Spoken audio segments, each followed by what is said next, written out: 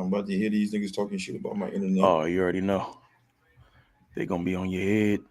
It is what it is. She, people I can blame is They're cop. gonna be they're gonna be on your biscuit. Best believe.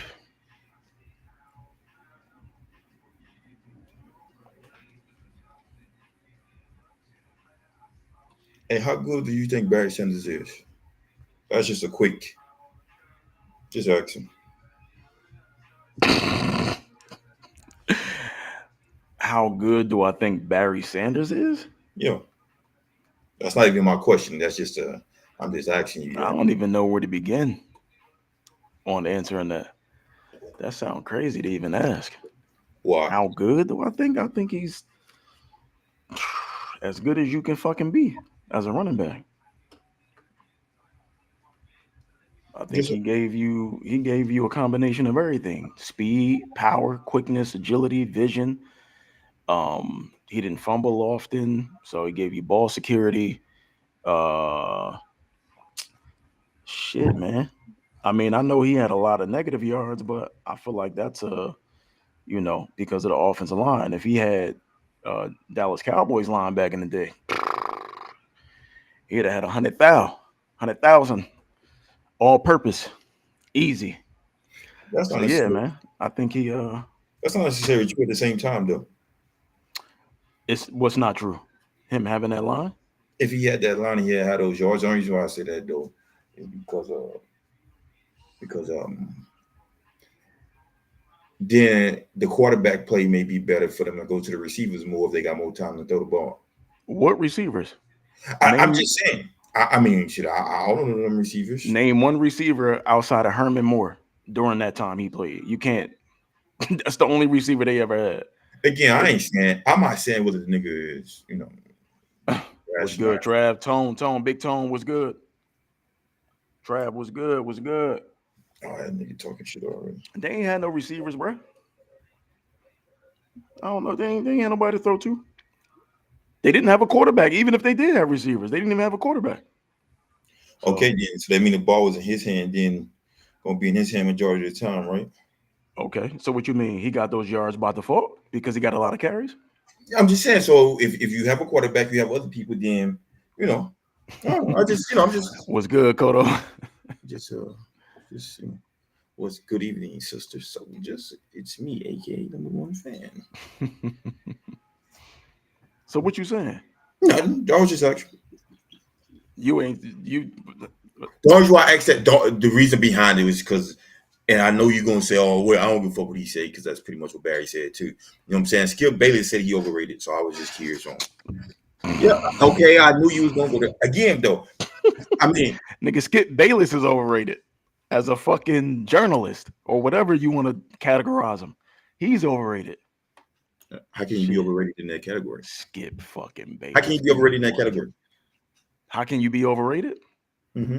Because I don't think he's good enough to have his own show. That's He not don't true. do shit. He can't carry his own show. When Shannon was there, that was the draw of the show. Soon as Shannon left, that was it. It was a wrap.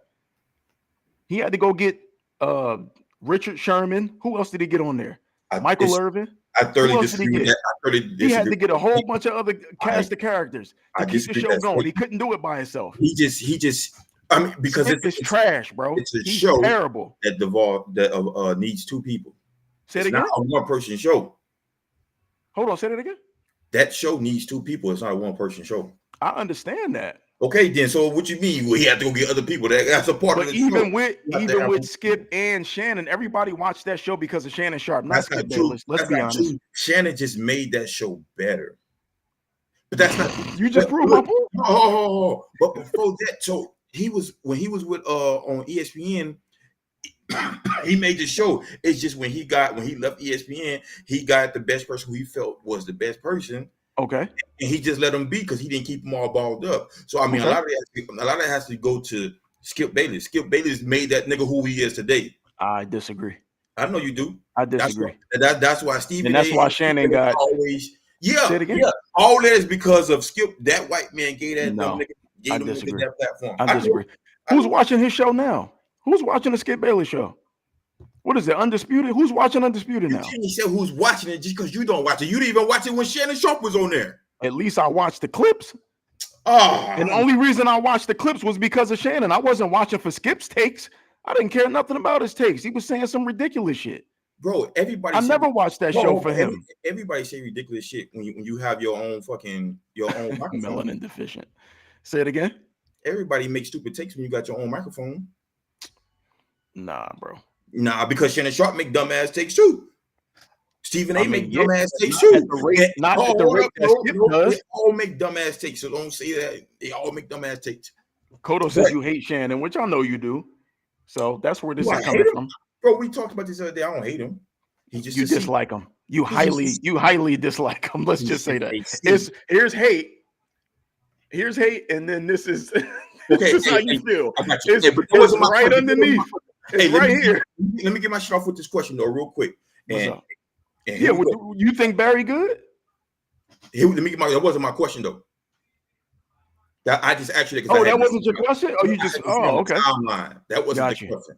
Here's the question. Okay. Re-rank the 2020 quarterback draft, which is Love, Burrow, Tua, Hurts, and Herbert. That's my question. Re-rank those 5 people again. It's Love, Burrow, Tua, Hurts, and Herbert. Burrow is first. After what you know about them right now. Yeah, Burrow is first. Burrowhead. Who the other 4? Love. You said Herbert, Tua, Hurts. Hurts is 2.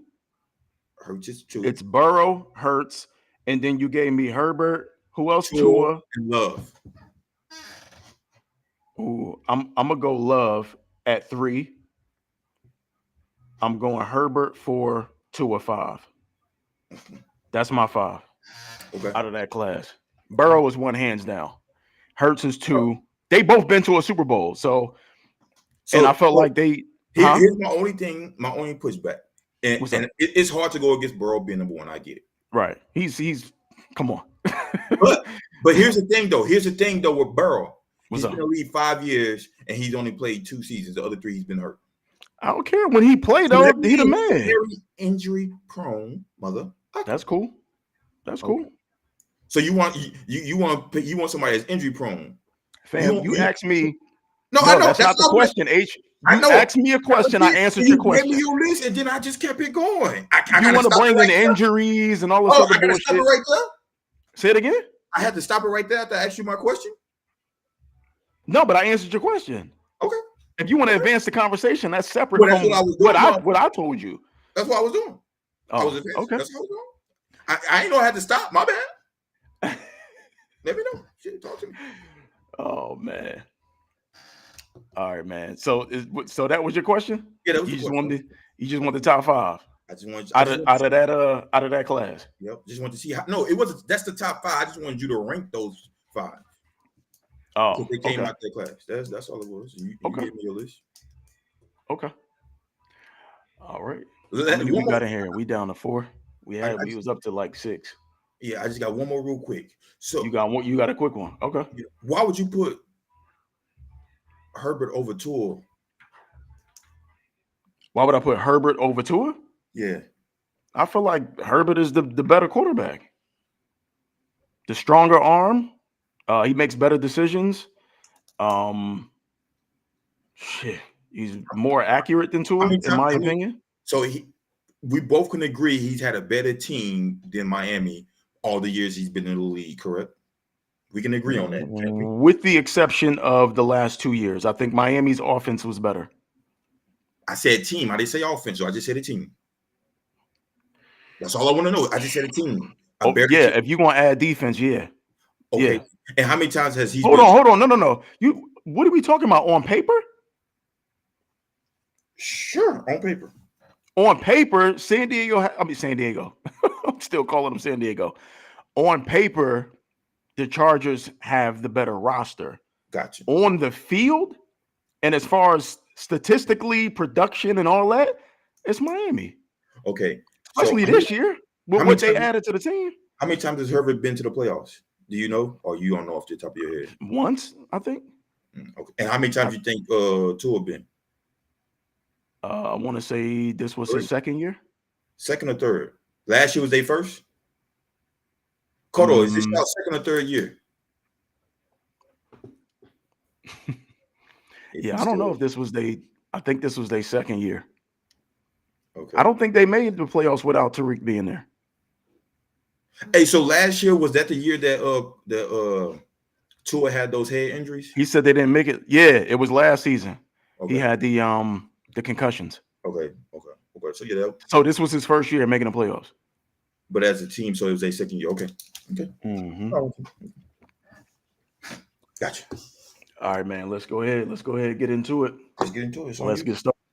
Welcome to Against the Grain podcast. This is episode number 8. We are your hosts. I am Terrence Thompson. This is my guy, H-Town, aka B Murray. We appreciate y'all joining us. January 24th. This Wednesday evening, man. We got a good show planned for y'all as always. We're gonna go ahead and get started with the Real quick, my bad. What's up? What you got? I forgot to do this. What up? Our dog Conrad, his girl's about to have their baby on Friday. Okay. So I just want to give them a little quick Congratulations. Kaden Prescott Fitzgerald gonna be born on Friday. I mean, what's the child's name? Kaden Prescott Fitzgerald. Kaden Prescott Fitzgerald. Okay. Yeah. So shout out to the boy Rad, man, and his girl. So I hope everything is successful with that on Friday morning and everything, everything is good. They get a healthy baby, man. So I just want to give him a shout out. Yep. Absolutely, bro. Absolutely. Yep. Congratulations. So let's go ahead and get into this. The first topic, as always, NFL divisional round. Let's go ahead and get that pulled up right quick. Give me just a second. Ooh. There we go. All right, there it is. There are the results. We had the first game we had Houston versus B More. I know we did our little pick'ems last week. You pick B More. I pick Houston. I think the score had them. I think we both had it by 3, just opposite ways. And it wasn't like that at all. No, unfortunately. Some of my just quick takeaways from that game, man. What's that? I think reasons why we lost. Okay. I mean, number one, of course, Baltimore. They was a way better team. You know what I'm saying? Pretty much. I don't want to say from top to bottom, but damn near from top to bottom. You know what I'm saying? Baltimore being the best team. Yeah.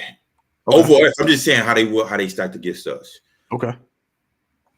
I just think I'm up after the game. We was talking. We was like, who do we put this blame on? Mm-hmm.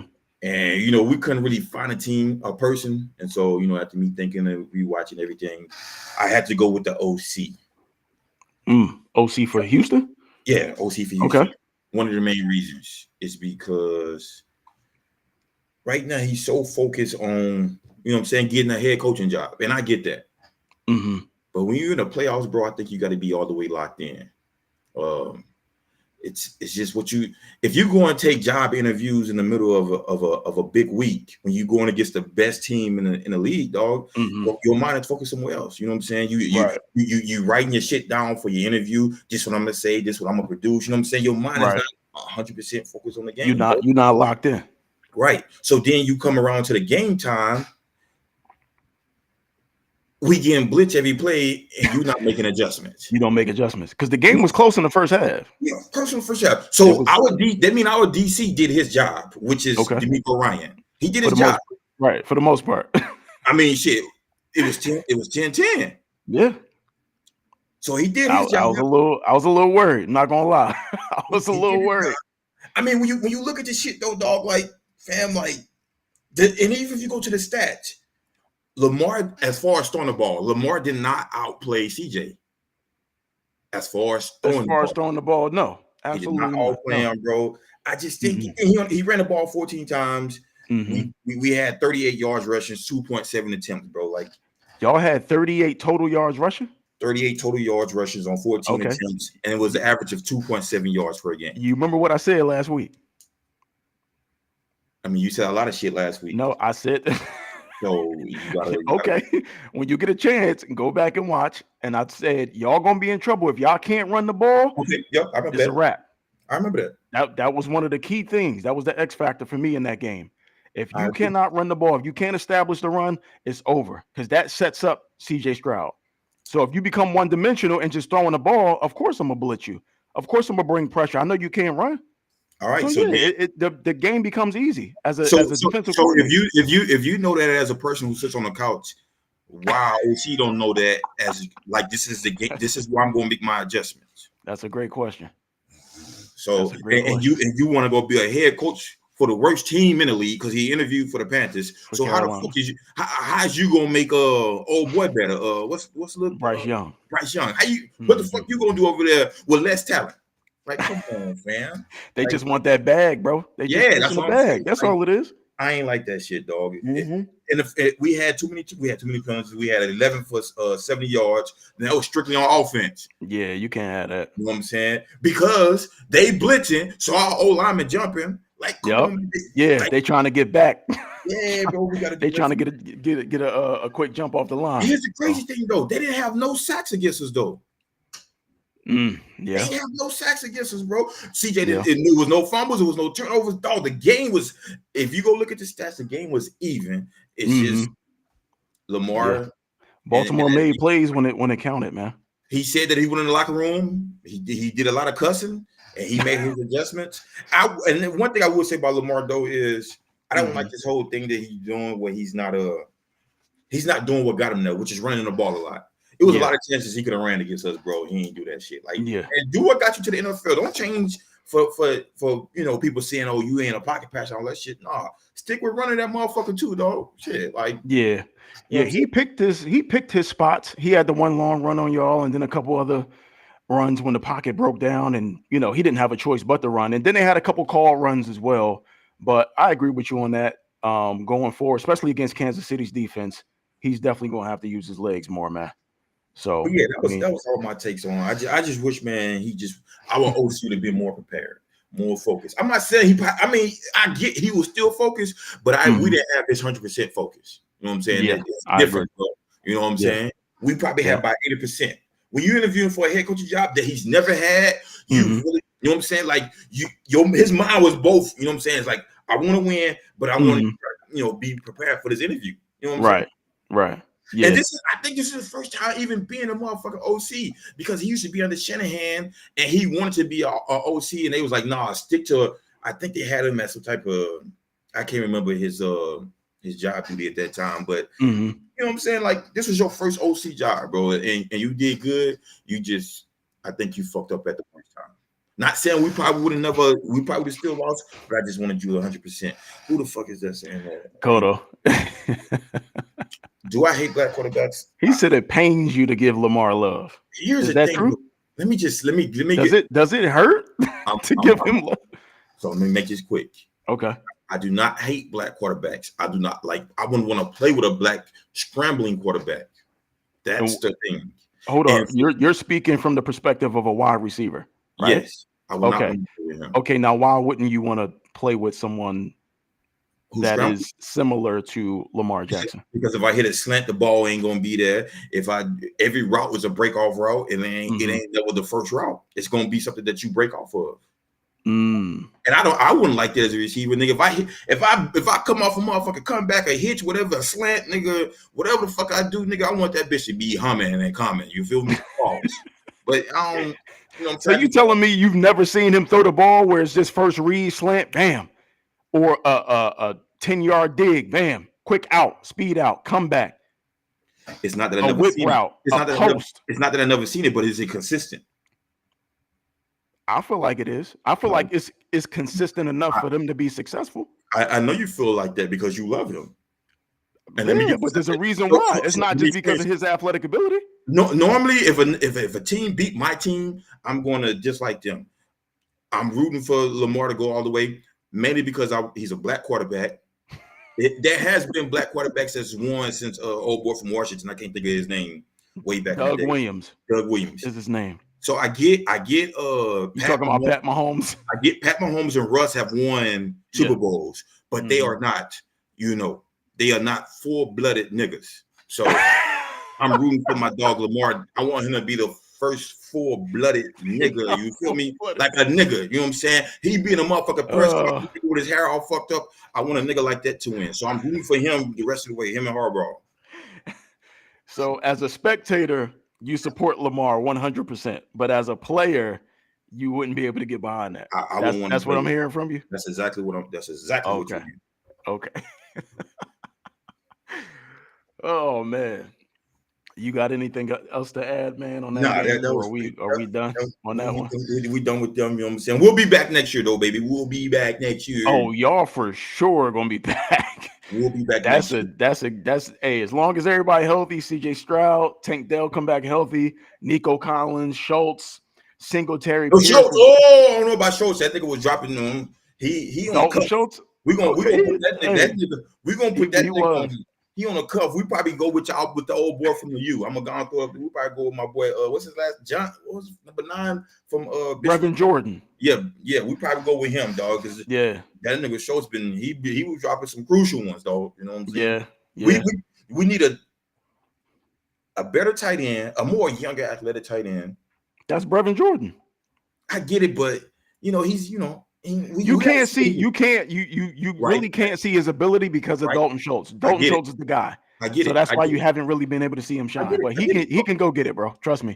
We see what he did against Cleveland. So he can go get it. And I'm not gonna trust you on that because you're gonna be biased with the whole Miami shit. So I ain't gonna trust you on that. So if he can step up to the plate and do his job, but we need some big boys in the middle, dog, on the D line. So let me ask you a question. Kind of reverting back to what you just said about Pat Mahomes and Russell not being purebred, for lack of a better word. So what is CJ Stroud?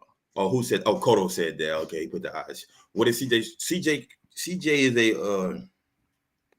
So let me. He don't fit the same mold as a Pat Mahomes and a Russell Wilson. That same kind of. I'm about to give it to you. I'm about to give it to you. Okay, so, I'm listening. He was Trav sick. I never said that word. Yeah, we ain't gonna do that one. CJ is that one. he's just who he is right now. We're gonna see. No, you caping for that man. You caping. You got your cape on. No. He's on my team, so I don't give a fuck. Okay, so that's what it is. But the other two, I'm gonna let that one slide. One slide. We'll talk about it next year. I just gave you why I said why I wanted Lamar to win. Okay. Yeah, we clarified that. We clarified it as a spectator, as a fan. You support him. I want that to win. And you got all the shit that you see. I was gonna bring this part up later, but all the shit slack he didn't got. He got drafted. All 31 teams passed on him. And Baltimore took their chance on him, and he's worked out for him. Motherfucking in his case. Oh, shut your ass up. And then this past off season, everybody's like, "Nah, we still don't want him. We don't want him." You know what I'm saying? When he was trying to get paid, when he was going through the contract situation. Now this motherfucker then came in and damn MVP. He's gonna be the MVP. He's going with an MVP, and he has a shot at winning the Super Bowl. Winning the Super Bowl, we're gonna get Super Bowl MVP. I want a motherfucker like that. So you know what I'm saying? He black, I'm black, so I'm going for the black guy. I always say that. All right, we're gonna get into that a little later. Let's finish up with this divisional round. Next game we had was San Fran versus the Packers, bro. San Fran and the Packers. That was a good game. The score was I can't remember. They lost by 3, 4?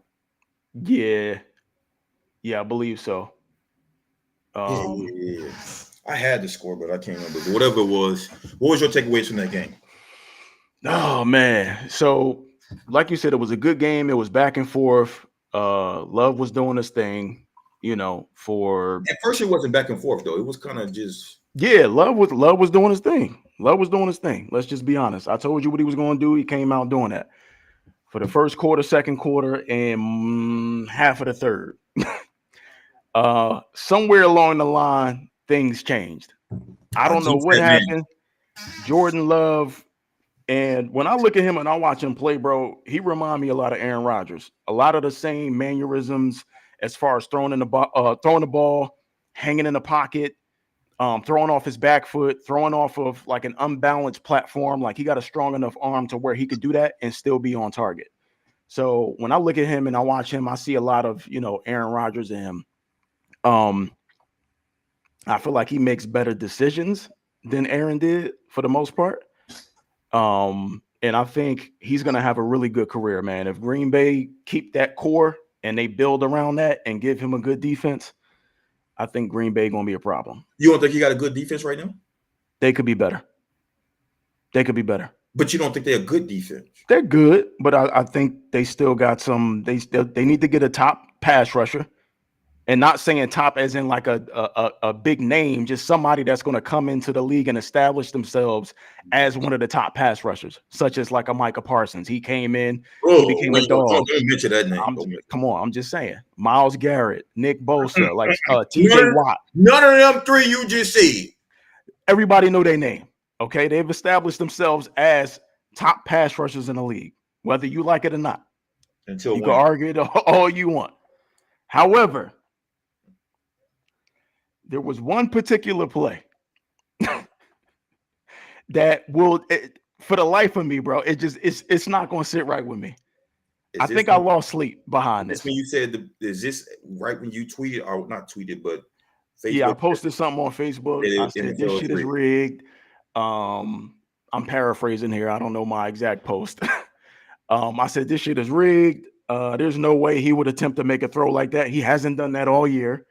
And that's true. If you go back and look at his highlights throughout even if you want to go back and look at an extended version of highlights or just plays from his, you will never see him throw back across his body in triple coverage. You're never going to see him do that. He has not done that this year at all. So for the life of me, I don't understand why he would try to do that. So I got a little presentation, a little slideshow, something a little quick. It ain't like the Dallas Cowboy one from last week, but I just want to kind of go over this play, man. I want to kind of have you look at it with me, have y'all look at it with me, and let me know if this makes sense. Like, because I'm looking at it and I'm like, I just can't understand it. Like, I feel like I'm pretty good when it comes to X's and O's and understanding offensive schemes and what you should do against defensive looks in certain situations, and should you run the ball? Should you throw the ball? Should you, 2-minute drill and things like that? I feel like I got a pretty good grasp of things like that. I've been watching football since I was 5-6 years old. I've been around the game forever. So I feel like I'm somewhat qualified. That's a long time ago, boy. So you're right. You've been around this motherfucker a long time. So I'm going to go ahead and bring this in. Give me just a second. Go crazy. Yeah, man. This just didn't make sense to me, man. So I'm gonna pull this up right quick, and you take a look at it, and you let me know. Just give me your opinion on this, because it just didn't make sense to me at all. I was looking at this, and I'm like, what the fuck is he doing? So here we go. There it is. So if y'all see the play, it's 24-21, right? Let me hide this right quick so I can see everything. There we go. 52 seconds left. It's 1st and 10. Green Bay is on, what is this? What yard line is this? 36. This is the 30. They're on their own 36-yard line, right? So they got 2 timeouts. In my opinion, this is, even though it's not 2 minutes left, you still run your 2-minute offense. Would you agree with that? Yeah. Would you agree with that? Yeah. Okay. 2-minute offense, that involves a lot of quick, short passes towards the boundary. You want to try to get out of bounds to preserve your timeouts, right? Whether it's outs, you run quick outs, comebacks, even if you run a crosser, you want to try to run a crosser and hit the guy on the other side of the hash so he can catch and run and get upfield and get out of bounds, stop the clock. Those are the type of plays that we typically see in these situations, right? All right, so they come out, you got 4 wide. You got Kraft up top, he's in the slot, and you got Aaron Jones, he's the 3rd receiver, but he's actually in a running back stance, right? Empty backfield. San Fran looked like they're in a cover 3, but it's actually not a cover 3. It's a cloud coverage. You're going to see the guy, the nickelback, who's creeping up to Greenlaw at the top. He's going to tap him. We're not playing this live because I can't play it. This is just going to be screenshots. He's going to tap him, and then he bails out of there. So that lets me know they're just trying to keep everything in front of them, right? Prevent a deep ball.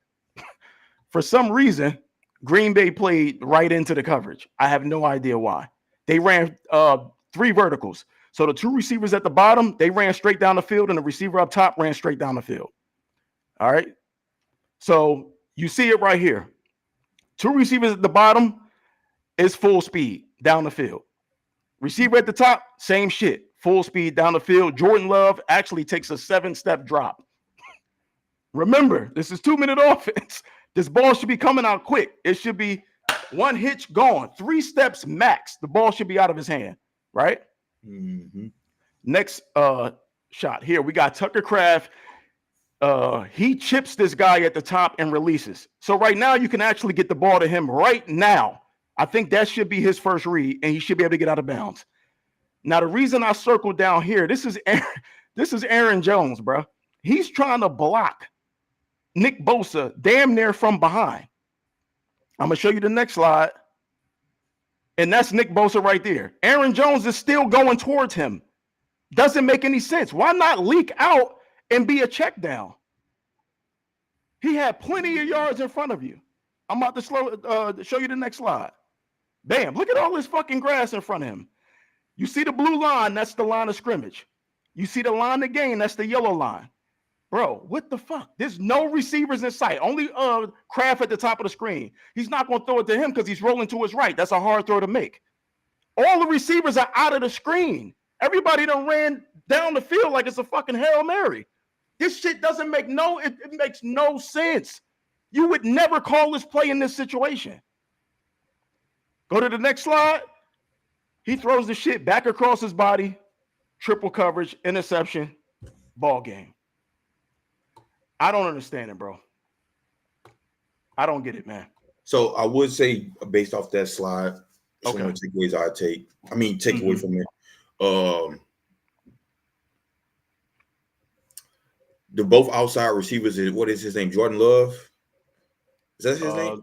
I mean, not Jordan Love. What's the fast boy name, light skinned boy? So they got Jaden Reed, they got Romeo Dobbs, fast dude. You talking about Bo Melton? No, the light skin. Christian Watson. Christian Watson, number 9. So he's an outside dude. Yes. Going against San Francisco best DB. He should have ran a comeback, because if you see all boys in he in shuffle mode, bailing out. Yeah, he bailing. And should come back right at the first down, get the first down, get out of bounds, and that's, you know what I'm saying? Yep. This motherfucker. Crazy. Right out of bounds, they got the first down. So who do you blame on that? I get we still got in the day we still love because it's a bad play because he should have just threw out of bounds. But I'm just saying, like, we got the OC. Who's the OC? Who do I blame? It's a lot of people you gotta blame though. I blame Las Vegas. Oh, so that's what you put your money on. Fam, you would never see that play. So when we make these statements about games or rigs, whatever sport it is, it doesn't come from the team rigging it. It comes from the refs doing stupid shit. Usually, yes. Bro, it's no way they saying, yo. So H, why would you call 3 verts against a cloud coverage on 1st and 10 with 52 seconds left? T, how many times I said these motherfuckers do not need to be OCs, DCs, or head coaches, because they do nothing but stupid shit. They do it all the time, bro. They do it all the time. And we gotta blame your boy, as you said too, the boy you had to circle, Aaron Jones. You chipped after you chipped. I don't know why you tripping Bosa. He ain't did shit. All the money he didn't make. What you tripping this motherfucker for? But you're not even gonna get a block. Just release. Right. It's an easy check down, catch and run. He could have easily picked up 15 yards on that, maybe even 20 with his run after catch ability. Right. Yeah. And you get out of bounds. It just doesn't make any fucking sense, man, why they would call that play. So if you asking me who's to blame, is the fucking OC, number 1, and it's Jordan Love, number 2, for not checking out of that bullshit. The receivers too, though. Why is the receivers? They just doing what they was told to do. They running. Hey, you want me to run a fucking go? I'm gonna run a go. It doesn't make sense, but I'm gonna run it. Right. So look what you just said and how you said it. So come out that motherfucker. If you see him, Bell, come out that motherfucker. Bam, bam, right here. You can't come out of it. You know why? Why? Because what happened was supposed to fucking happen. That's why. But Whatever happened was supposed to happen.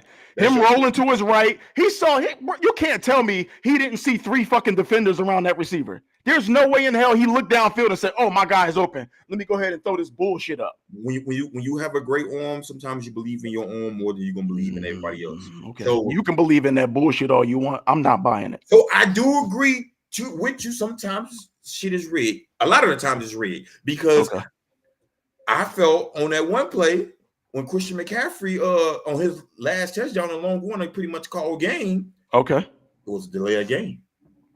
We can pull that one up. Yeah, pull that one up. I think I got that one. It was 0-0 on the motherfucking clock before Purdy hiked the ball. So let me pull that up real quick. Mm-hmm. I think I know what you're talking about. Yeah. There it is right there. Look, it's on 0. This is the play where he scored that big touchdown. Mm-hmm. It's on 0, bro. No, zero on the play clock. This is not the one. This is it. I guarantee you this is it. Okay. Well, even if that is it probably is. It's still 0 on the play clock no matter what. And the ball, like if you still see the center still have his hand on the ball. So now that's when I go to start saying, you know what I'm saying, the game may be rigged. Because that's bullshit right there. Yeah. That should have been called. That should have been called. It's not even in a hike motion, baby. Come on now. We still got the ball in the dirt. Right. Come on, bro. Like, that should have been called.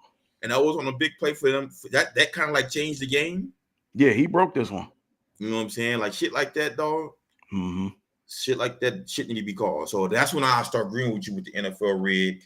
On another game that we're gonna talk about here in just a second, the game is rigged. I'm done with my takes on that shit though, bro. You know what I'm saying? I just think but I do apologize to Jordan Love. I think I fucked him up. Because I was like, "Oh, this boy balling, man. Okay, T. I see what you've been saying." And then right when I said something, this motherfucker, here he go. The Jordan Love that I thought he was gonna be last week against Dallas. It came out. How you play so good for 6 quarters, 7 quarters, then you turn around with that bullshit, bro. Man, he been balling the whole season.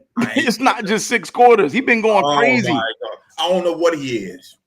So don't ask. Shit. Hey, he kind of fit that same mold. CJ Stroud. I really don't know what he is though. Is he black though? I have no clue, man. So I have no clue. I don't know what I think he is, but I have no clue. I don't know what that man is. I don't want to speculate and get it wrong. So don't give me the line. I'm done with the motherfuckers. Let's go on to the next game, dog. We have Lions and Bucks. Oh, that was a good game. This was a good game. Until I'm not answering that question. I think nope, not answering it. Tori said, "Yeah, he black." Oh, well, yeah. Tori said he black, so he looked it up. He got half nigga and half the other people in him. Okay. So what's up with this Buck game, man? Man. So Bowles, I'm not a believer calling for many coaches' jobs. Okay. But Todd Bowles pissed me off this game. With a few things. One thing, he didn't blitz how he blitzed Philly. I didn't like that. He didn't make Goff, uncomfortable at all, bro. Right. Like it was just like he had time in the pocket. I ain't like that. Mm-hmm. Let me get my Todd Bowles shit out the way. I was gonna go in order, but let me get my shit out the way with him. He didn't blitz how he blitzed Jalen Hurts. So I didn't like that. Like, come on, fam. You should have put pressure on Goff. Let's see what he'd be able to do. That's one. Okay. I don't know if you remember the last after Baker threw his pick. I'm going to the end of the game. Okay. Baker threw the pick. Mm-hmm.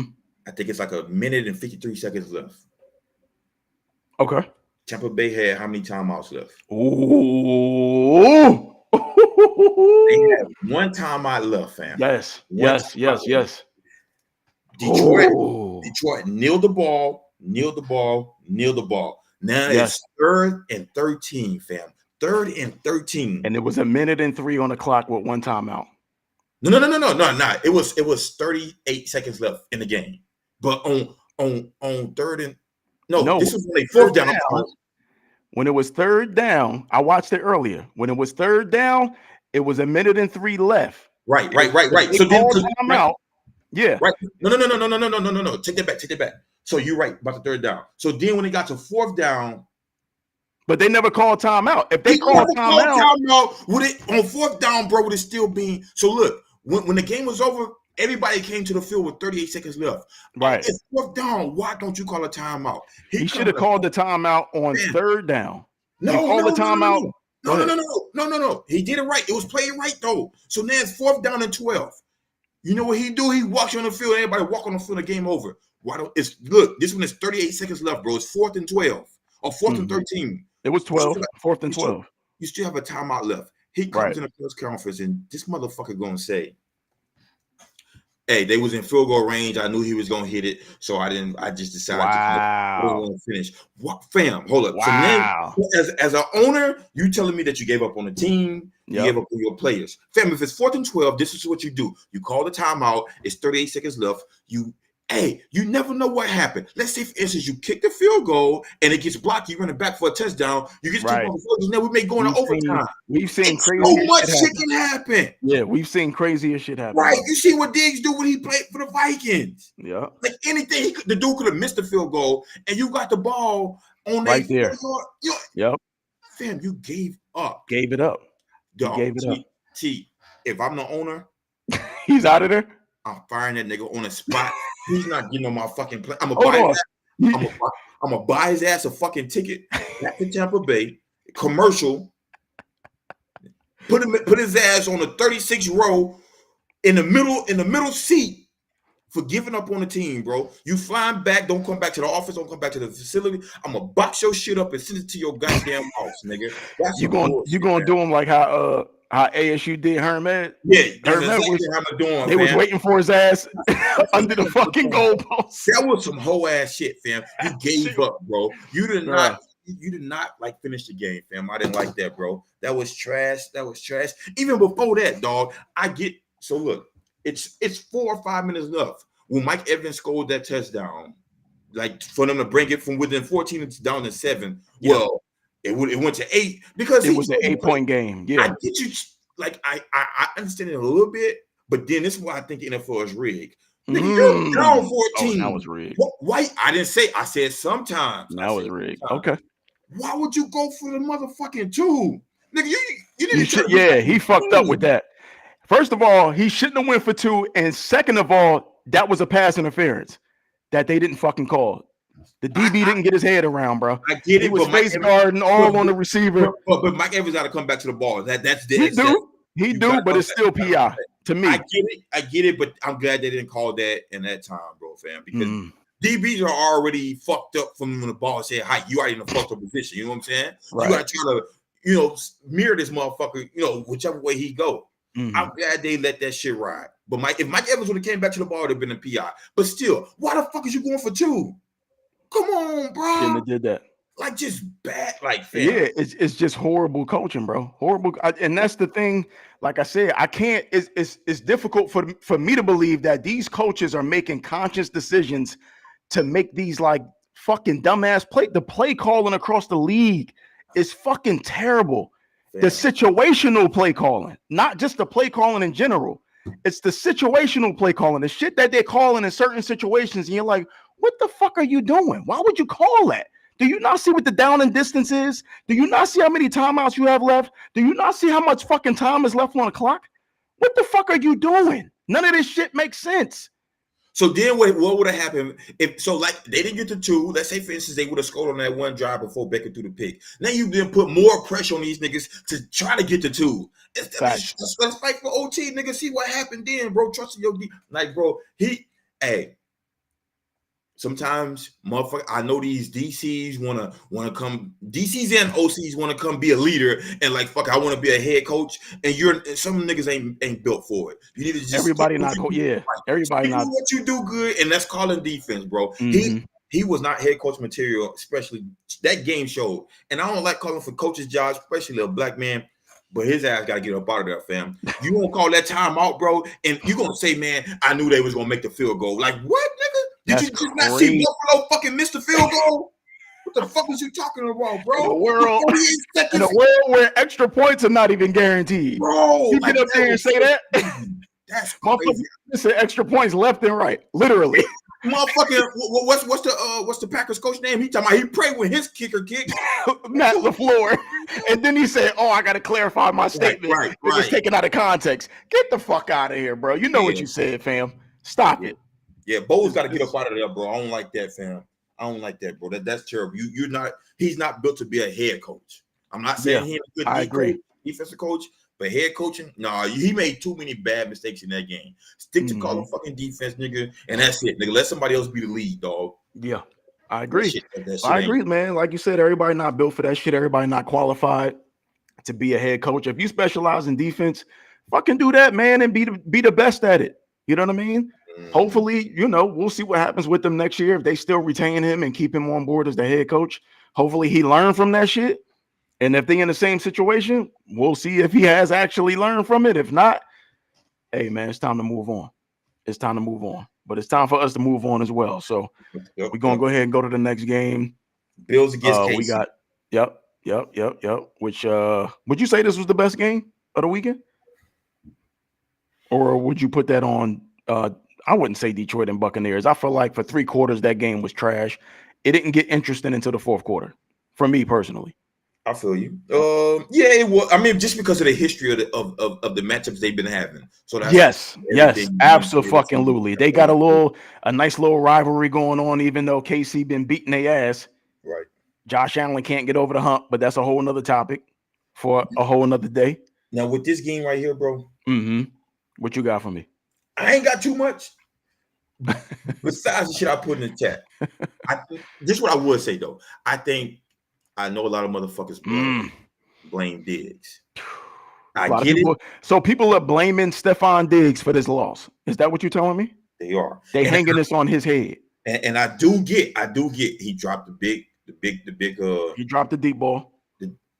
That pause. You know what I'm saying? He dropped that. Hey, we're not doing that, man. These are football terms. We're not gonna do that.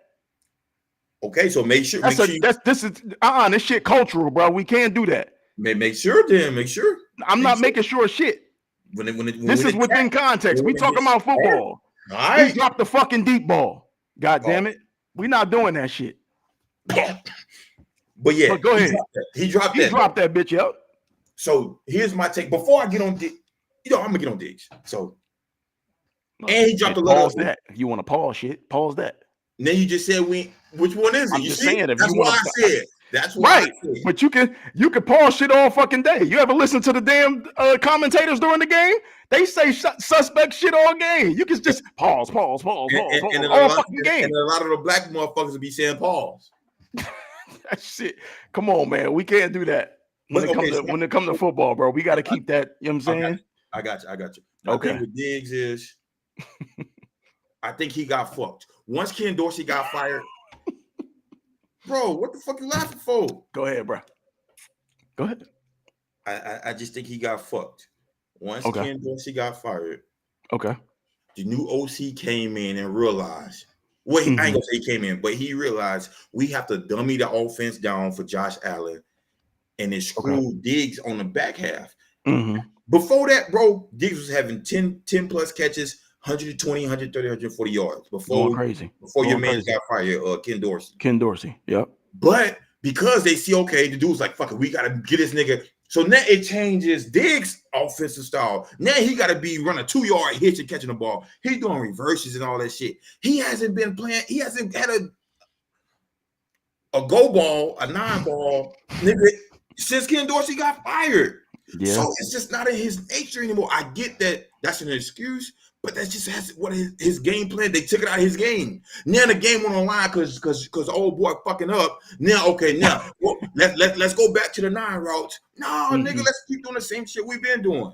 And I think if they kept doing that, the game they probably would have won. But nah, here they go, want to put the ball in Josh Allen's hand and throw number deep balls. Nah, nigga, keep being methodical. Let Josh Allen run, get 20, 10 yards, whatever he getting the first downs, and keep it going from there, bro. We can't put this on Diggs. I get he did drop some balls, but it's because his whole role changed, fam. He went from being a receiver to motherfucking what's old boy name that played for the Falcons right now?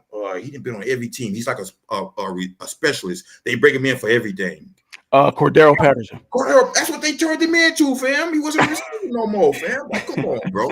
I ain't like that shit. Like, don't they had him. They had him lined up in the backfield. Right. They had him in the slide. They had him because all this nigga do is throw picks. Yeah. So you see, once Ken Dorsey got fired, they dummy the offenses down, and then it's just 2-yard routes, 3-yard routes. Okay, we see the tight end open on a motherfucking little corner route. The only thing he could do is throw it to him, or it's going out of bounds. The whole Kincaid is the primary target now. Right. You know what I'm saying? Yeah. Everything just changed. Now, we in trouble. Now, now y'all want Diggs to come see you today. No, I don't like that shit. No, Trav said your hands don't change because the routes you run change. Ooh, that's valid. I can agree. That's valid. I can agree. But what did we run in throughout the week? We ran hitches. We ain't run 9 routes. So you subscribe to the notion that receivers, and this is, I don't know if you feel this way about other positions on the field, but receivers have to be involved early on and throughout the game. A receiver, right? Especially your big time dog, your top guy, right? Top dog. The reason why, because if we not, what happens? We pout. We get all sad. Look at CD Lamb, AJ Brown. That's what happened when you don't get the motherfuckers right. Don't give me fucking the slot guy routes. I don't want that's why he get paid 3 years, 21 slot million money. He gets slot money, right? Like, come on, fam. Like, and I get people say, oh, his job is to catch the ball. Right, I get that. We understand that. And I did start it off by saying, right, he should have caught the ball. But my whole job changed. So when your job changed, your mind changed. You gotta understand as a receiver. If you've never played receiver, I don't want to disrespect you, but your comment is going to be irrelevant to me because you don't understand it from a receiver standpoint. They are divas and they do what they got. That's just what we do, bro. The game is different. And motherfuckers, I know us normal fans, we're going to have our stupid opinions until you play in that position and understand how it goes. That's my take. Yeah. I mean, I agree to a certain extent. I say he should cut the ball, though. I did say yeah, I agree to a certain extent. I feel like you couldn't touch. Say it again. Just talking to Trav. Yeah, I agree to a certain extent, man. Like, I feel like you need to get your top guys involved. Diggs is one of them. He's one of the highest paid guys on the team, and that's for a reason. And I think Buffalo should have did a better job of getting him involved in the offense. I know they were missing Gabe Davis, but the other guy, Shakir, kind of stepped in and filled his role, and I feel like he's been filling his role really well. James Cook stepped up, at running back. Kincaid, like I said, he's been the primary target. Dawson Knox has taken a step back rather, because he just hasn't been involved in the offense. And Josh Allen, man, like, I don't trust him. I'm gonna be honest with you. I don't trust Josh Allen at all.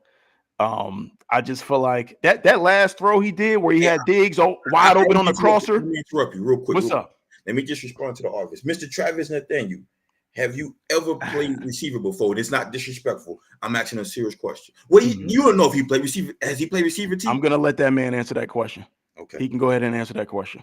Mr. I can't speak for him. Have you played receiver before, sir? But while he's answering that question, on the play where Josh had Diggs wide open on the crosser underneath, he chose to throw to Shakir. Shakir was in the slot, ran a seam route. Now, granted, he was open. Josh just threw a bullshit ball. So, and then the other situation where they had it was 4th down. I wish I would have added this to my damn presentation. But Buffalo set up in a punt formation. They run a fake punt to fucking DeMar Hamlin. What the fuck is on their own like 30? So when you don't get the shit, when you don't convert, you give Kansas City the ball in your own territory. What are you doing? Who the fuck made this? Who signed off on that decision, bro? Another dickhead Dumb decision made by these fucking coaches. I don't understand why you would do some shit like that. They was trying to give your boy a comeback player of the year. Bruh, now look, had he converted that shit, it would have been the greatest play in the world. It would have went down in Bills history. Oh, he's comeback player. They would have gave him the trophy right on the fucking field. Hey, Mr. Travis, I don't think really nobody in Buffalo in Buffalo country really blame the kicker. I didn't really see no slander towards him. I could be wrong. I seen it kind of all going towards Diggs. That's just what I seen. Again, I could be wrong from what I seen. I seen some kicker slander too, but I think that's I think the Diggs slander is going to be magnified. Kickers get slandered. Kickers miss kicks all day. They miss extra points. They miss field goals. They miss game-winning field goals. That shit is going to happen. That's by default. You know what I mean? Depending on whatever fucking team it is, that shit going to happen.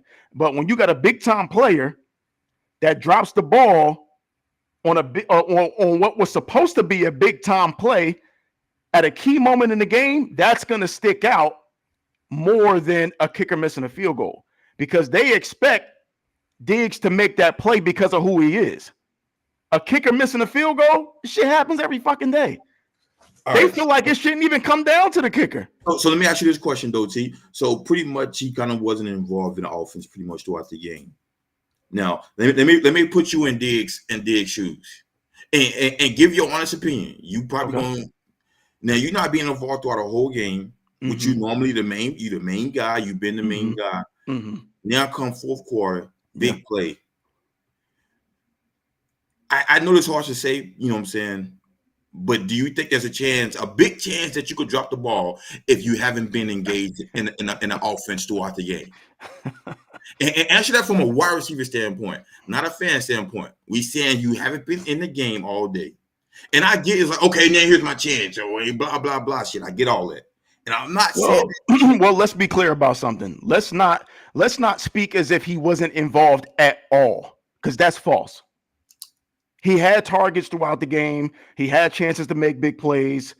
He caught, I don't know what his numbers were. If somebody can go ahead and check out what Diggs' numbers was. I want to know how many targets he had, catches, and yards. So let's not speak as if he had zero involvement in the game. He had no targets, no catches, because that's not the case, bro. So he had involvement in the game. To what extent, I don't know until I see the stats. No. You watched the full game. So you tell me. Yes, I watched the full game, but I didn't. No. Time out. Because when a top player do something, you know when they is involved in the game. Not all the time. Not all the time. Get the fuck out of here. Not from receiver. Don't give me that bullshit, T. Not from a receiver standpoint. You gonna know when a nigga balling out, fam. Cut that shit out, bro. Yeah, if he balling out. But there's a difference between. All right, then. So in order to ball out, then you got to be engaged in the game. No, that's not true. Okay. So you can ball out. There's a difference between balling out and just being involved. I'm asking you this question now. Nope. I'm asking you this question now. How much do you think he was involved in? Nope. Don't read that comment. I'm asking you. What? How much? What are you asking me? How much do you think he was involved in the game plan? I don't know. How do you want me to gauge? What metric am I using? Don't tell me that, bro. You're a receiver, bro. So I know how you watch the game. Don't start changing up now, fam. Because you always, bro, don't change up, fam. From a standpoint, how much was Diggs involved in the game that you remember? I felt like he was involved somewhat, not as much as he usually is. I'll say that. He didn't get, I don't think he got his normal amount of targets. I don't think he got his, like you said, usually get 10 catches, $120. Absolutely. He didn't get that at all. Not even close to that. He hasn't been getting that since they got rid of Dorsey. Even with Gabe Davis being out, that didn't help his target percentage go up. Why? Because they dummy down the fucking offense. I agree with you on that. We agreed on that, bro. What I'm trying to say is you're trying to make it seem as though Diggs wasn't involved at all, and then all of a sudden they say, yo, we need you to run this go route, and you got to make this catch. That's not what the situation was. This was what it was. So did somebody post anything? Because you told me don't look at the comment. I think he had 4 catches for 32 yards, if I remember correctly. It was some shit like that. I had to do it, but I looked it up, and Diggs had the second most targets, Trav said. Right. Second most targets. So that sounds like he was pretty fucking involved to me. So Or they made an attempt to get him involved. Okay. So if you make an attempt to get me involved and the quarterback that I'm playing with is not getting me the ball, then that shit does not fucking matter. I'm still not engaged in the fucking game because of my motherfucking quarterback. But H, we don't know decisions. No, I watched the game. So because you don't know, and I get that, but he's making bad decisions when he was throwing the motherfucking digs. Come on, bro. Like, fam, y'all niggas. Hey, I don't know every. Let me say this. I say get your shit off. I'm gonna let you go. I don't know. I can't remember every target. I can't remember every catch. The targets that were not converted to catches, I don't know why they weren't converted. I don't know if the ball was tipped, if it was a bad ball. I know he dropped one. And he dropped a big one. I don't know if he dropped any others. I don't know what happened. I don't know what occurred in those situations. But if he had the second most targets. So you telling me that, and that's coming from the nigga, when he watching games, he's not watching as a normal fan. I didn't watch that game like that. I didn't watch that game like that. How was you watching the game this week? Because I watched it as a casual fan. I'm gonna be honest with you, because I was disgusted. I was disgusted by the Packer-Niner game, so that just threw me off. I'm gonna be honest with you. I didn't watch it the same. I said I will accept that because I was about to say because I know how you watch the game on right. I don't watch it like somebody that's regular, but after that game, and when I posted, I said this shit rigged. I said, you know what, man, fuck it. I'm gonna just watch this game. I'm not even locked in like that, like I normally would be. So he had 3 catches for 21 yards, 8 targets. Trash. That's trash. Well, we know he dropped 1 ball. So that's down to 7 targets and 3 catches. We don't know what happened on those 4. No, I know 1, they lined him up in the backfield. And they had him run, I can't remember the name of the route, when he come out the backfield and he kind of circle around the linebackers and they got tipped. That was some bullshit. I agree with you on that. But the other ones, I don't know. I don't know what happened on those. So I'm not putting the blame on Diggs. Let's just be clear about that. I don't put it on him dropping that ball. So I just think the play calling was terrible. I'm gonna put it on Josh Allen, and I think that's pretty much it. Where I'm going with that. Ball 39 times and only had 186 yards. Say it again. Josh Allen threw the ball 39 times and only had 186 yards, and 26 of those were complete. So as you can see, that means they dummying down the motherfucking offense for a nigga. If you throw the ball 39 times, 26 of them was caught, and you only got 186 yards.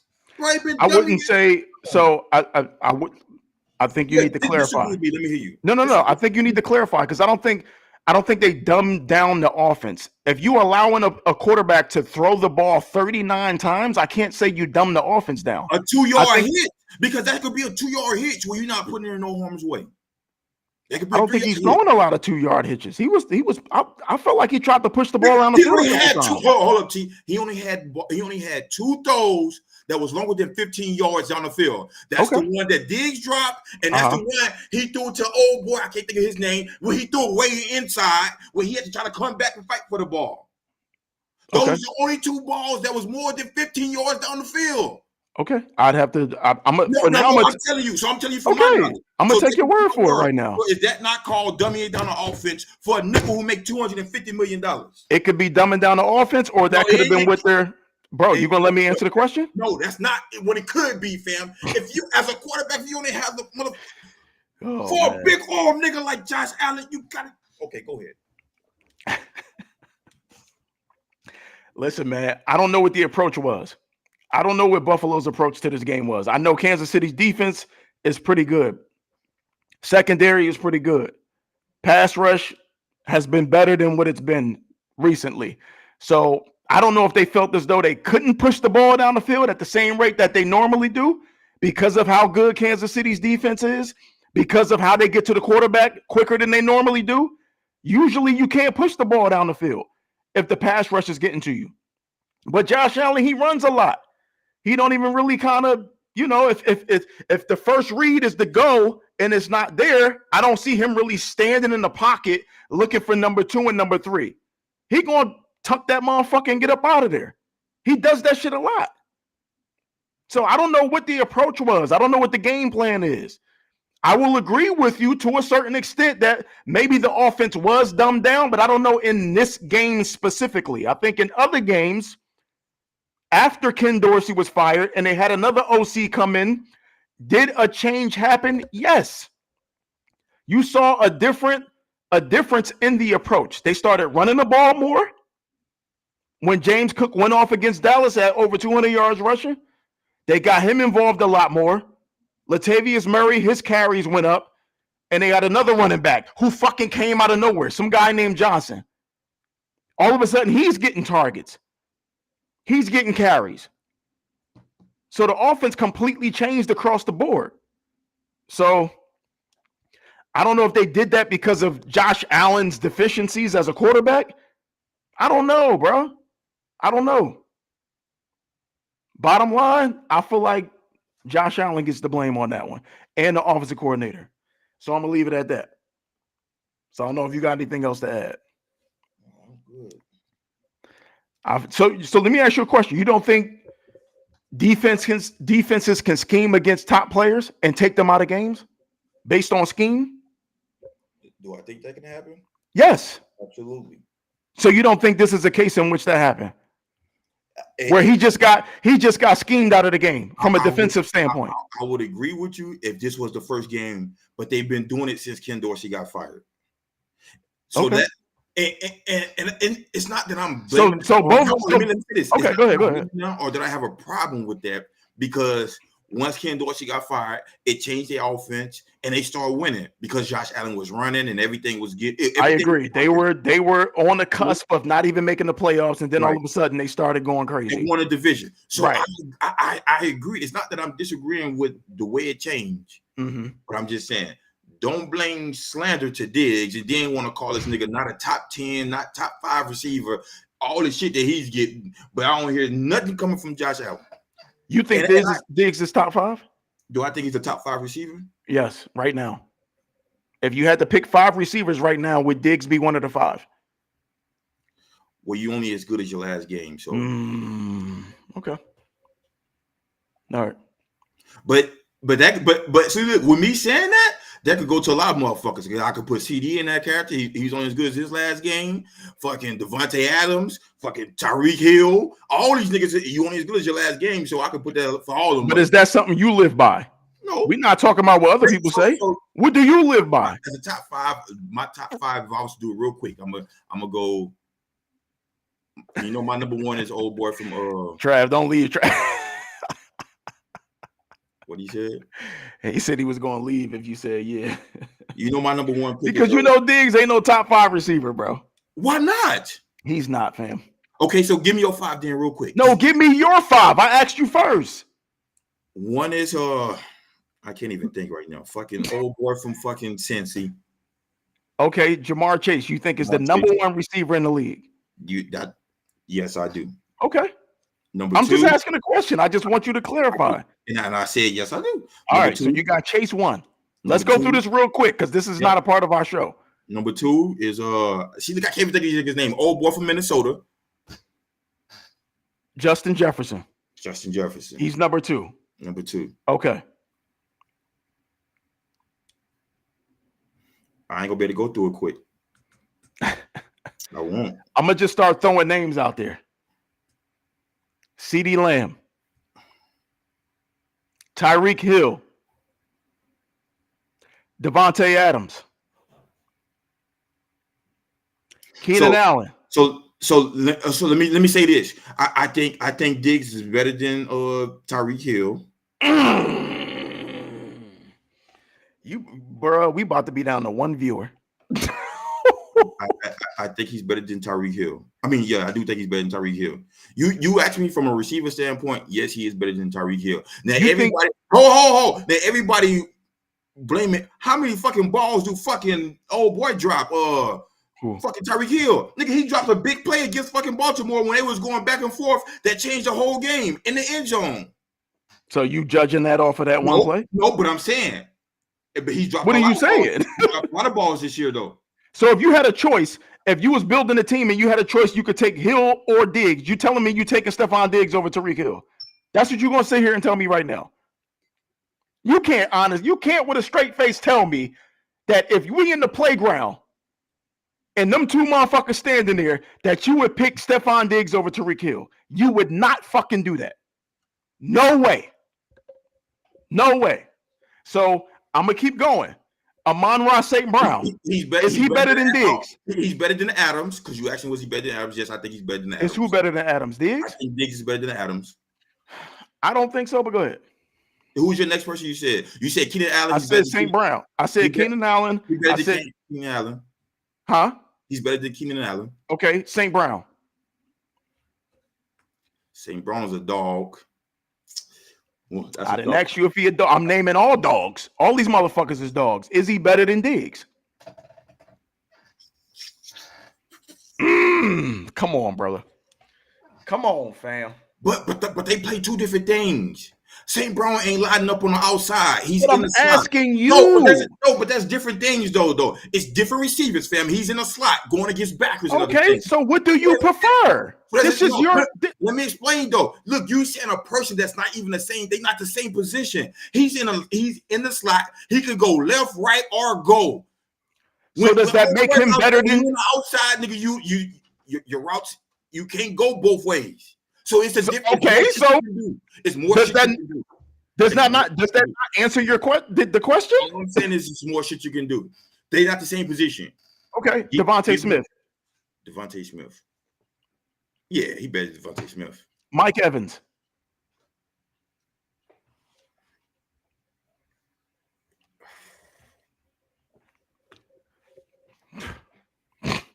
The only reason I'm thinking about that because of Mike Evans' history of 1,000 yards every year. Okay. I don't know. Diggs ain't. That's he's in a league of his own. Keep going. I don't know many receivers that have done that. Keep going. I got to keep going. I didn't say because I'm only just going off his history, what he's done. That's the only reason I'm even in questioning that. I was gonna say a name, but I already know what you're gonna say because of how you feel about him. Give me the name. AJ Brown. Who? AJ Brown. Is he better than AJ Brown? Yeah, that's what I'm asking you. I probably would say no on AJ. Even though I think he's a diva in the way he acts, but as a receiver now, because AJ Brown, he's a dog. He is a dog, even though I just don't like the way his characteristics showed this season. He's a dog. Okay. He's better than DK Metcalf, if that's where you was going. I was going to give you two more names, and then we're going to move on. So DK Metcalf was one of them. Yeah, he better than DK. And then the other name, Garrett Wilson. I mean, Garrett Wilson hasn't had a quarterback at all. That's not what I'm asking you. As of right now, yes. I get his potential is through the roof. So Garrett Wilson is better or Diggs is better? Diggs is better. Diggs is better than Garrett Wilson. Yes. Okay. Peter said DJ Moore. Who said that? DJ Peter. Moore. Yeah, he better than DJ. Damn, bro. All these names you didn't gave me, that must mean you think all of them better than Diggs. I think a good. And you know why? The good majority of them are better than Diggs. The reason why you can say that is because of who he even played with this season and what he has done. Because before that, nigga, you was riding Diggs' pine, nigga. Hey, I fuck with Diggs. You was riding nigga pine until everything happened. So everything changed and shit went bad downhill for that nigga. So I get it. All the receivers I named, and I left one major name off of it because he's kind of in the latter part of his career. Who was that? Hopkins, D-Hop. Diggs can't hold a fucking candle to Hopkins. I don't give a fuck. Let's go to the predictions. Okay. Yeah, let's do that. You fucking tripping. Because ain't no way. Yeah, he's so good that they could have been on 4 teams. Let's go. And he killed everywhere he fucking go. It don't matter who throwing the ball, he go crazy and do some miraculous shit. Prediction time, dog. We're gonna start with the first game. First game is the AFC. We got Kansas City against Baltimore. Who you got? Kansas City and Baltimore. I'm going KC. What? I'm gonna tell you why. Hold up. You've been talking about these niggas is your Super Bowl pick and all this shit. Now you done flip the script. You know why? Can you guess why? I'm only gonna say history, but I'm gonna let you go ahead and get your shit off. History. You said history? What you mean? Just what Patrick Mahomes has done the No. last 6 years. No. It ain't got nothing to do with that. I got 2 words for you. Taylor Swift. Mm. The NFL wants Taylor Swift and the Kansas City Chiefs in that fucking Super Bowl, and that's what's gonna happen, bro. I hate to see it. I'm gonna be mad as fuck. I don't care how close the game is, how it looked going into the fourth quarter. It's gonna be one of those games, bro, where it's back and forth. It's gonna come down to the last 2 minutes and all that dramatic bullshit. Fam, I'm telling you right now, the NFL is stand to make so much fucking money if the Kansas City Chiefs win, on the simple fact that Taylor Swift is going to be in the motherfucking wherever she's going, whatever box they going to have or whatever. That's it, bro. That's it. I'm telling you. I as a football guy and a purist and an enthusiast, I hate to fucking say it, but I gotta. That's the reality of the situation, bro. Let me rephrase my question. Who you going for? I want Baltimore to win. But you just think that's who I think should win, and that's who I think they're the better team. And I feel like in this matchup, they match up well against Kansas City. So I think if the game was allowed to be played out like how it should be played out, with no bullshit and no refs throwing late flags or bullshit flags or controlling the game, Baltimore would destroy them. But that's not what's going to happen, bro. I'm sorry. Travis Swift, he going to go crazy. Travis Swift. All of a sudden, he scored 2 touchdowns and one of them wide the fuck open. That didn't look a little crazy to you? So that they left him wide open on the 1 touchdown, and then he get another. When the last time he scored 2 touchdowns in the game? He hasn't done that shit all season, bro. I get you. I got you. Okay. I got to ask you this question then. Go ahead, ask. If Kansas City win, are you gonna watch the Super Bowl? I mean, of course I'm gonna watch the Super Bowl. I didn't want to. Are you gonna watch the NFL next year? With you believing that the NFL is so rigged? So no. Let me clarify. I don't. Oh man, fuck, bro. I'm on the fence. I'm not on the fence. I'm gonna watch Super Bowl. I'm gonna watch football because I love the game so much that it's not that easy to get me off the boat. I'm still on the boat. I got my life vest on. I'm not like a lot of motherfuckers just walking around on the boat free. I got my vest on because if this motherfucker go down, I'm good. But I'm looking at it from a different lens now, bro, than how I used to look at it. Because we see time and time again where these refs control games. Ever since the sports betting shit done took off in the NFL, the NBA, NHL, MLB, they have partnerships with FanDuel and DraftKings and MGM. We see all these commercials and all this shit going on, bro. They all in bed together. We talk about the shit all the time. The game has changed. I don't care how much of a football head you are. You have to admit that the game has changed ever since the sports betting has. It's been going on before that, but it's just. But it was under the table. Right? But now it's in our face. I definitely agree. We talk about this all the time. We do think it's rigged. You know, you can't be in bed with a gambling company. I think that was the biggest thing, the stupidest thing they should have did. But I don't know. I'm gonna tell you what though. If because I said this on our first episode, you can't say it's stupid because they make money off it. No, I get it. From your perspective, it's stupid. From their perspective, it's the smartest decision they've ever made. But I ain't gonna lie. If the Niners and Baltimore meet in a championship, then that's when I'm 100% believe this red. Because you remember I said this on our first episode. I remember when I showed that I brought up the you got it colors right of the here. logo. Yeah, the logo because it's been that way for the last few years. The color scheme. If that happens for this shit, then I'm like, yeah, that shit rigged 100%. Like, I'm sorry, you can't have this color scheme for every Super Bowl before it happens, and it's just coincidentally happen. You know what I'm saying? It ain't go. Don't worry about it, brother. Don't worry about it. It ain't gonna happen. Lamar not going to the Super Bowl. He's not going. Unfortunately. I do think I think it's gonna be a good game.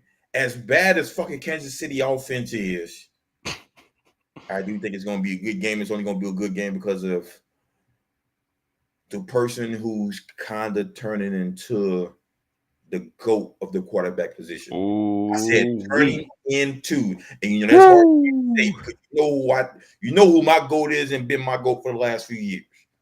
Okay. But I'm with you. I do think Kansas City win. I'm gonna win, even though I'm going for Baltimore. But I just think they're gonna win just because of Mahomes, though.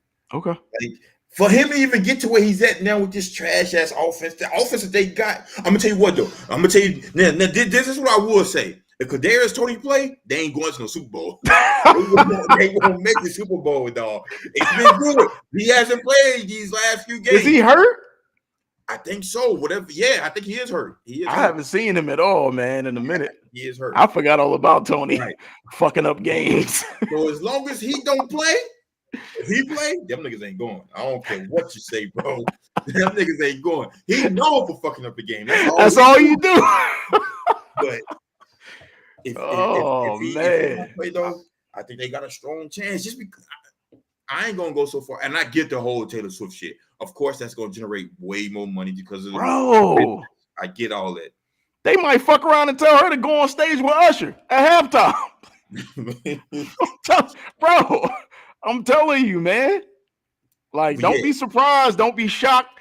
I'm calling it right now. It's gonna be a close game. Should be a blowout, though. It should be a blowout. Yeah, ain't no way KC should be able to hang with them. I don't give a fuck.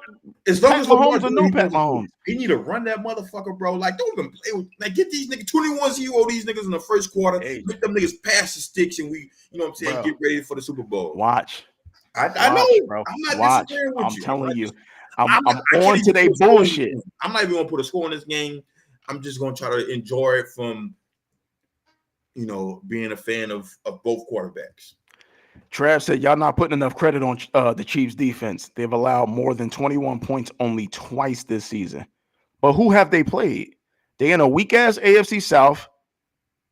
AFC West with Oakland, twice. The Chargers, and the Broncos. So that's 6 games right there. They lost the first game of the season to Detroit. And how many points? That's probably one of the games because I'm sure Detroit scored more than 21. No, I could be wrong. I could be wrong, but I'm sure they scored more than 21. But who else have they played? They beat the Dolphins, but I don't think he said Philly. At that time when they beat the Dolphins, they did beat they beat Miami and Germany. I did, but I didn't like. I said this I didn't like that game was played in was it Mexico or in Germany? In Germany. Yeah. It's just, I don't like that shit. Like, let me get my fans to hype up the game. Who was home? Was it Kansas City or would it have been the Dolphins? What you mean? If it was played in the States, who would have been the home team? Ooh, that's a good question. I think Kansas City was considered the home. Even though it was overseas, Kansas City was considered the home team. Okay. They had the dark jerseys, I think. Yeah. That was a good game. Old boy fumbled. The person y'all think is a top 5 player. He fumbled at a crucial time to fuck up that game, Mr. Tyreek Hill. But, we ain't going to get into that. Okay, and they beat the Eagles. The Eagles ain't been shit. Oh, when they were good. They wasn't good even when they add that in. Because at some point in time during the season, I don't know what the fuck happened with Philly. Because I think they was what? They had beat Buffalo. They beat the shit out of Buffalo. They was 9-0. Was they 9-1? 9-1. 9-1. They was cooking. Everybody was like, damn. Huh? Who did they lose to? I can't remember. I can't remember. They lost to the Niners. They might have lost to the Niners. No, before they lost to the Niners, because that's when they. Oh, okay. Shit. I don't know, bro. I can't remember who they lost to, but They was cooking. Everybody was looking like, damn, they fuck around and go back to the Oh Super Bowl. shit! And look, they lost to Philly. Oh, he said, "Oh my bad." Shit. See what I'm saying? So I don't know who they played. I don't know other than Miami. Granted, it was overseas. I don't know who else they played that had like a top offense to where they would be challenged on defense. Now, let me be clear. Has Kansas City's defense gotten better? Yes. Over the years since Mahomes, they've been in the past. Yeah, since Mahomes has been there, this is the best defense they've had. Hands down. They finally get a good defense, but Kansas City's offense is not as good that it's been since Mahomes has been there. So Philly was the other team that put 21 on them. So yeah, there it is. I ain't gonna put no score on it because I don't have one. I'm just gonna watch this game honestly and enjoy it. But I'm gonna put a score on it. Go ahead, write it down. So you're gonna put 24-21? What's the score you gonna put? No, I'm going 30-27. 30 to damn, nigga. They got to make it high scoring, bro. It's got to be an entertaining game. No, that shit ain't gonna be. Kansas City ain't scoring no damn 30 points now. You're doing on the best defense in the league, fam. Watch. You're doing 9-10. If that happened, if that shit happened, then this motherfucker rigged to the fucking rig, nigga. Shit, hell no. Wow. Chiefs do a great job taking two primary runners through the other game. I expect Zay to have a good game. That's valid. I don't think any DB on that defense can cover Zay Flowers straight up. So I don't know what their approach is going to be. Even if you take out Zay Flowers, you still got Odell. You still got Likely. You still got Odell. You still got Bateman. You still got Nelson Aguilar. Even though people are going to laugh at that name this week too. Who? Andrews is 100%. Mark Andrews is 100%. He'll be back.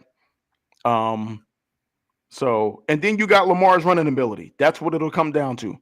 Is he going to scramble when the opportunity is there to scramble, or is he just going to sit in the pocket and let the pass rush get to him? So that's going to be the next factor. If Josh Allen could put up 12 attempts for 72 yards, Lamar could put up 12 for 130. Facts. You know what I'm saying? So Facts. I don't know, but that's what we'll leave at with that game. Next game we got is Detroit against the San Fran. Then let me just get this off real quick. Okay. Ever since Baltimore whooped their ass, the same way the Niners say they exposed Philly, I think Baltimore exposed the Niners. I get some of these teams haven't capitalized on it, but they don't look like the same Niner team before they took that loss to Baltimore. I agree. I would say that. I agree. Now, who do I think gonna win this game? I do think the Niners is gonna win this game only because it's in Candlelight Stadium? No, Levi Stadium. Oh, I do think San Francisco is gonna win. Nigga said Candlelight Stadium. What? Who was Candlelight? It used to be Candlestick Park. Oh, Candlestick Park. I know it's some Candle bullshit. Yeah. He made the motherfucker sound like it. But oh man, I do think Niners gonna win this game only because I feel Detroit played better on turf and with they crawl behind them. That's just my take on it. I could be wrong. I do kind of hope Detroit win. Then I won't think the lead is rigged, but I don't know if we're gonna have if it's Detroit versus Baltimore, I'm back on board. I'm gonna take my life vest off. Okay. I'm back on board. If that's the Super Bowl, even if Baltimore wins, I'm good. It don't matter what happened on the NFC side. If Baltimore wins, how not with the whole color scheme? I'm not. I don't subscribe to that. You ain't gonna subscribe to that every year. The last 4 years, 3 years. It's 3 years. It's coincidence. And those colors don't really like. This year, yeah, it does. That happens. All the years it has. The last 2 years it has. Fam. Stop that shit. It's a reach. It's a reach. It's a reach to me.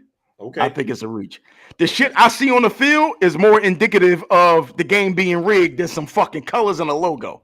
If you asking me, I'm looking at the product on the field, and that shit looks suspect. To me, that speaks more volumes to me than a fucking logo. I don't know, bro. Right, for the last 3 years, it's been the logo, and that's been the teams with the same color. That's just a big ass coincidence. But who you got? I'm going San Fran, man. I just think they the better team, top to bottom. You really do? I think so, but here's the thing: like Debo is out this No, he's week. not. He is. When they come out? I think he's been ruled out, bro. No, I didn't get that report. I, I didn't get that report. I think he's been ruled. So does that make a difference for you? I'm asking you. If he's out, If he's out, do you change your pick if Debo don't play? Yes, because we've seen the way he played this week. Purdy played without Debo. Okay, so you going with Detroit if Debo don't play? Absolutely. Okay. So nah, he hasn't been ruled out, bro. Okay, so Debo, no Debo, I'm still going San Fran. Okay. So that's my pick.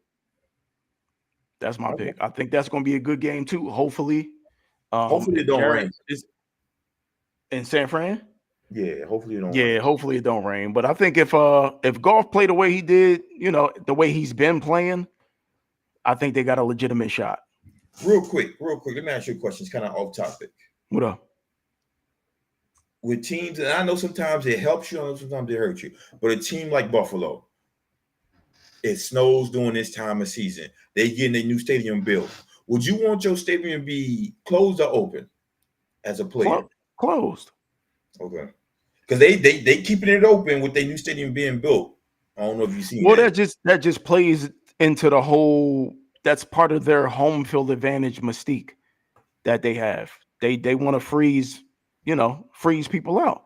Guys that are not used to that element, and they come in there. It looks good. They come out with no sleeves, like, oh, I can handle this. This shit ain't cold. And then they get out there, they dropping balls, they doing all kinds of shit. That shit don't help for the home team either. Shit. I mean, that's what people. It could be a mental thing, bro. Chicago shit is closed because they built one too, right? They shit is closed, right?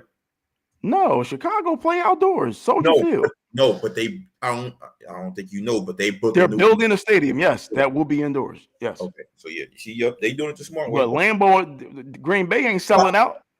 They staying outdoors. Yeah, I know they do. They sticking with that shit. They'll never change that. I don't know. Minnesota got smart. Minnesota always had a dome. No, they didn't. Yes. Oh, yes, they did. Yes, they did. They've always played indoors, bro. Oh, they sure did. The college team plays outside. What happened? So when they had the issue where they had the leak, I'm tripping. Yeah, they had when they had the leak at the stadium, they had to play at the college stadium, and they was outside. But yeah, they've always been inside. Yep. You're absolutely right. Yeah, all right, dog. We got our shit off, dog. Let's we did the predictions. You know what time it is? It's grain game. Time for the grain game. Yes, sir. I let you always say you always introduce this. Pretty much, if you can't decide on the answer, you gotta take a shot. You got your shit pulled up? I ain't got it pulled up yet. Shit, you gotta make me pull up. You ain't gonna even at least pull it up? No. Okay. No respect for you. No respect. Disrespectful. Didn't I get you fucked up a week or two ago? Hey, come on, man. This ain't that. I'm just asking you a question. Did I get you fucked up a week or two ago? But this ain't that. This ain't that. These questions ain't nowhere nearly as crazy. Some of them maybe even be stupid because it's kind of tough to get questions each week for the same person. You know what I'm saying? That shit kind of hard. All right, let me get my shot glass. I got my shot glass ready. You know what I'm saying? Is that a skull? Yeah. All right. And then hold on. Let me get him right. Make sure. Okay, there it is. Then, right there. Got him. Let's go. Let's get it. All right. So here's the first question. Yep. Which one should I'm gonna do an easy one. Well, I don't know if it's gonna be easy. I just want to see what you say. If one of these artists had to be not in a rap game no more, which one would you not? I mean, which one would you want to be there? Don't do it. No, it ain't. Trust me, I ain't put Jay-Z with nobody. Oh, okay. All right. I'm about to say because you ain't helping your case. I know. Okay. If they were to retire. Yeah, you can even do it like that. But I think this is kind of be tough for you. Okay. If they were to retire today. Yeah. But you won't want them to retire as a fan, you being a fan of them. Okay. I feel like I know one of the artists, but go ahead. Who is one of the artists? Let me see if you know. Drake. Oh, hell no. Oh, That nigga, he oh could shit. retire shit when he dropped that last album. Hey, all right. Shit, you might have fucked me up on this one. Go ahead. Jadakiss or J. Cole? Oh, I knew I did. I knew I got him. I knew I got him, y'all. I knew I got him with that. Don't play stupid, because you like both of them real good. Don't if you don't drink, you a hoe. I'm letting you know right there. You don't drink, you a hoe. Because you know you got to drink on that, dog. Stop that shit, Jada T. or Cole. Stop that shit, dog. You know you supposed But to. Jada ain't been making music though. Oh, here we go. Cole the only one been making music. And that shit come out every now and then. No, Cole been consistent, bro. Oh, Jada ain't been really ever since the verses, bro. He ain't really did shit musically. I feel you. When's the last time? And I don't. This is a real serious question. When's the last time J. Cole dropped the album? Where we at? 24, I think 22. You 21 sure? to 22. Yeah, it's been a minute. The off season. It's been a hot minute. It ain't been that long. So you gonna take J. Cole is what you saying? But he been doing features. Okay, just answer the question then. I ain't about to do this with your ass, dog, because I see what type of shit you on. But the main question was it wasn't you just elaborating, but I let you who you taking? Who you want? Just go ahead and say you're gonna take Cole, right? I'm taking Cole. All right. I'll let you have that. I didn't word it correctly. See what you did last week. So I'm gonna let you have that. Okay. But let's just say, for instance, I'd have worded it correctly. If you would have worded it correctly, I would have had to take his. Oh, okay. So you would have said J. Cole sit down? Yeah. Really? Mm-hmm. Really? Yeah. It wouldn't have been no shot.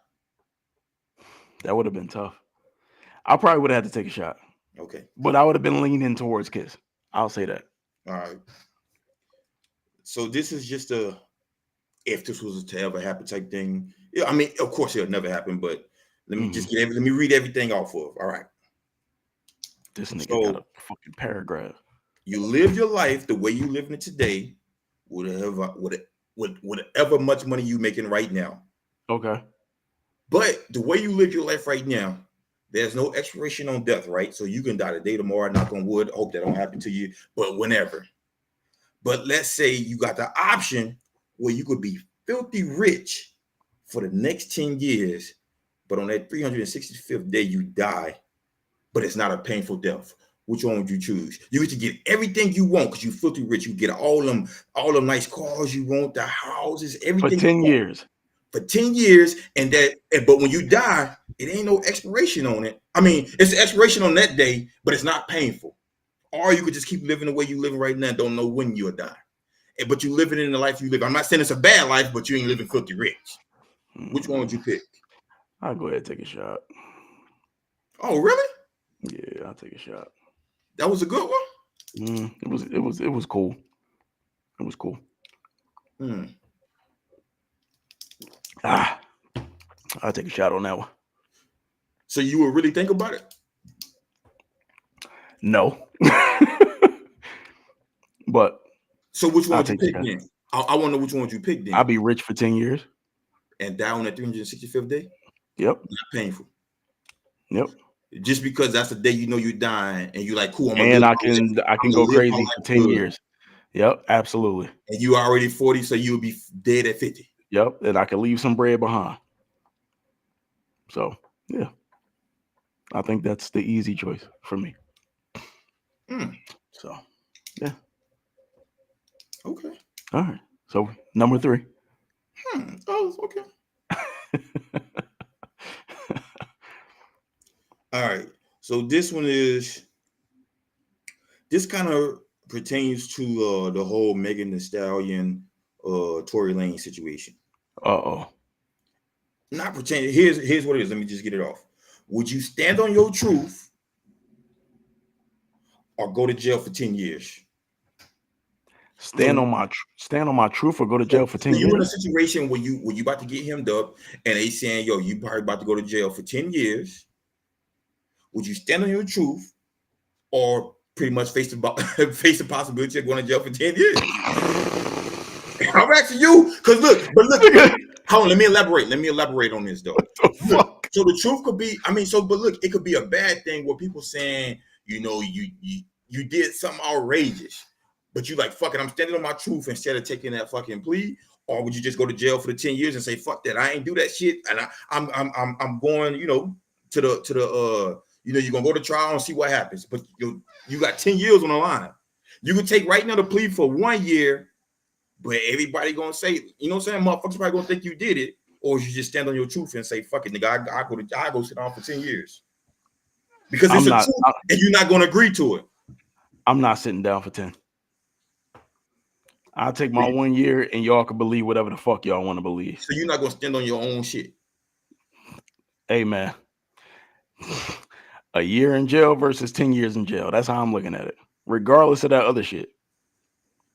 So for me, if I can do a year, whatever the plea is and all that shit, if I just do a year and that's guaranteed, that's the deal, I'll do the year. I'm not doing no 10 years. I'm not fucking doing no 10 years, bro. I'm sorry. Absolutely not. No, sir. The year gonna be a problem. That's gonna be hard. Doing 1 year, let alone fucking 10. So look, but hear me out though, and I said this. Just because you're going to trial, you facing the 10 years, it's not a guarantee. Hey, the potential is scary enough. You gotta understand though. So you gotta understand though. Once you get out, nigga, even doing that year, nigga, your life is still fucked. Bro, my life is more fucked being in jail in prison, not jail. Let's be clear. There's a difference between jail and prison. I feel it. Okay, being in prison for 10 years. But taking is way worse than dealing with a nigga talking about me on social media. Oh, this nigga. It's not about just social media. It's even about the people you know. It's just about standing on what you feel that you know you did not do. I'm standing on freedom. God damn it. That's what the fuck I'm standing on. Freedom. Let me do my year and I'm gone. Y'all can have that other shit. I don't give a fuck what y'all. I don't have to be on social media. I could go in hiding. Witness protection. Whatever. I don't have to be involved in none of that shit. I'm free. As opposed to being in jail. Oh, I stood on business. Meanwhile, you in fucking prison and motherfuckers trying to. I'm not sending it to that terms. It's about what you believe in, though. You like, nigga, fuck that. I believe in. I ain't doing freedom. Okay. You made That's what I believe in. Being free. Whatever option is, and you already know me. If you can't do the time, don't do the crime. Okay. So that's what I believe in. But we going off of the scenario that you presented for me, and therefore I would pick the 1 year. Okay. And that's it. That's cool. I'm out of there. Again, to all the people that's watching, this shit is kind of hard to come up with these questions. So all the questions that come with this shit, it takes me damn near hours to come up with this shit. I gotta figure out shit to do. So I know some of the questions may be stupid, but it's just shit that I'm coming up with. They're not stupid questions. So here's another one. I'm gonna say it, then I gotta elaborate into this part. You ready? Do you stand more on lies or do you stand more on truth? And I say, so when we go to lies, look, you got kids.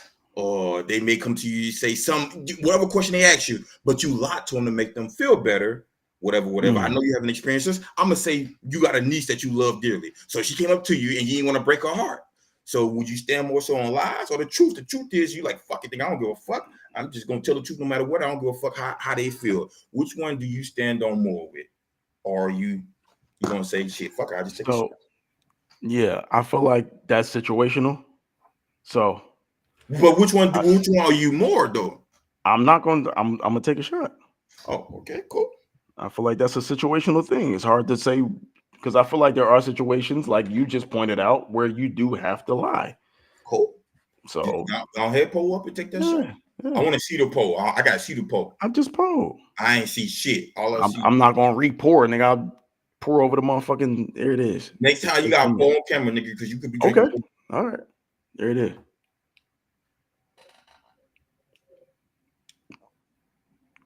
There it is. All right. What we got? Now this one's a little wild. I didn't want to have to do it. Get my shot glass ready again. No, I don't know, but I had to, dog. I couldn't think of shit. I'm so sorry I had to do this. Okay. Again, This ain't for the public who's watching. This ain't the way my mind think. I just had to Oh come up with some shit. no, no disclaimers, motherfucker. No, I This got ain't to. the way. This ain't the way my mind think. But you sat there and thought of this shit. I mean, you got. I had to make up questions for this game. Shit. Okay. All right. So I'm you listening. married, right? Hold on. Say that again. You married. I'm not saying you married, but you just following. No, I didn't hear you. You're married, right? Okay. I'm not asking you that, but I'm just saying you married. Yeah. Okay. You come home from work. Oh shit. Oh man. Anytime a motherfucker say you married and you come home from work, anytime somebody starts some shit off with that, you know it's about to be. You know this shit about to get wicked. You come home from work. Okay. Which one? I'm killing a nigga. If that's where you going. Which one is worse? What's up? Seeing your girl get back shots or giving head? Oh my God. Or you gonna take a shot, big dog? Where the camera at? It is. Woo. Yeah, that shit horrible, bro. No. I don't want to see none of that shit. Okay, cool. Just take the shot, dear. I'm gonna take it. You got me. You got me on that one. You got me on that one. Shit. Ah, damn. All right, this is the last one. Thank you. This is a Thank cheesy God. one. This is a cheesy one, but I'm just gonna ask you. I wasn't gonna ask, but I'm just gonna ask you. I just want to know where your head at anyway. Okay. And I ain't talking college. Which one is a better football state? Texas or Florida? Again, I'm not talking about Miami Hurricanes and versus the Longhorns. I'm talking about, you know what I'm talking about. Yeah. Damn. If you can't answer, just take another shot and pull up. If you can answer, answer. And if you get disrespectful, nigga. I gotta go Texas. Oh, really? Yeah. I gotta go Texas, bro. Cause I'll be seeing shit, like I'll be seeing certain, and you always remind me, like you be quick to be like, hey, you know you from Houston, hey, you know you from Dallas, hey, you know you from Austin, hey, you know you from Third Ward, hey, you know where you from, right? And I'll be like, damn, all these motherfuckers from Texas. And I get it, Texas is a big ass state. You know what I mean? But we're not doing that. We ain't doing right, that. but I'm just saying. I'm so sorry, Kodo. Sit your ass on the sideline. He said what he said on the sideline. Bruh. It's to the point where, like, I wish I could have grew up and played football in Texas, bro. Like, just the culture, like the high school culture is just different, bro. Like, it's on a whole nother level. They take that shit so serious, fam. And I love that. Like, I love that about the state. Like, they go hard. Like, they shut the town down. And you know, one of my favorite football movie is Any Given Sunday. So they shut the town down, stores was closed, all that shit, lock all this shit up. We all going to the game. And they devote that shit Friday night, lights, all that shit, man. Somebody from Florida said you dick riding. Not at all. I mean, Florida got dogs. Everybody know Florida got dogs, but when it comes to high school football and the culture and all that shit, I don't show me a movie where they showed Florida high school football. Show me that. What does that look like? Well, ladies and gentlemen, you heard that man. He picked Texas. And that's all I got. I got to go with Texas, man. 1A, 1B. How about that? 1A, 1B. I mean, I never heard of 1A, 1B. I've heard of one. And you heard of one with 1A, 1B. I heard one, then two. No, you heard of 1A, 1B, but yeah, man, I got to go with Texas football, bro. Like I said, Kodo said you from Canada.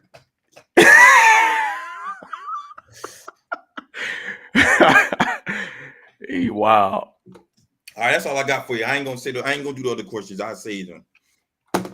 All right. So you said you had a question or a comment. I had that question. You got something for me. What's up? I didn't even fucking you didn't what? What didn't you do? Tell me what you didn't do. I didn't write it down, but I did have a question though. So here's my thing.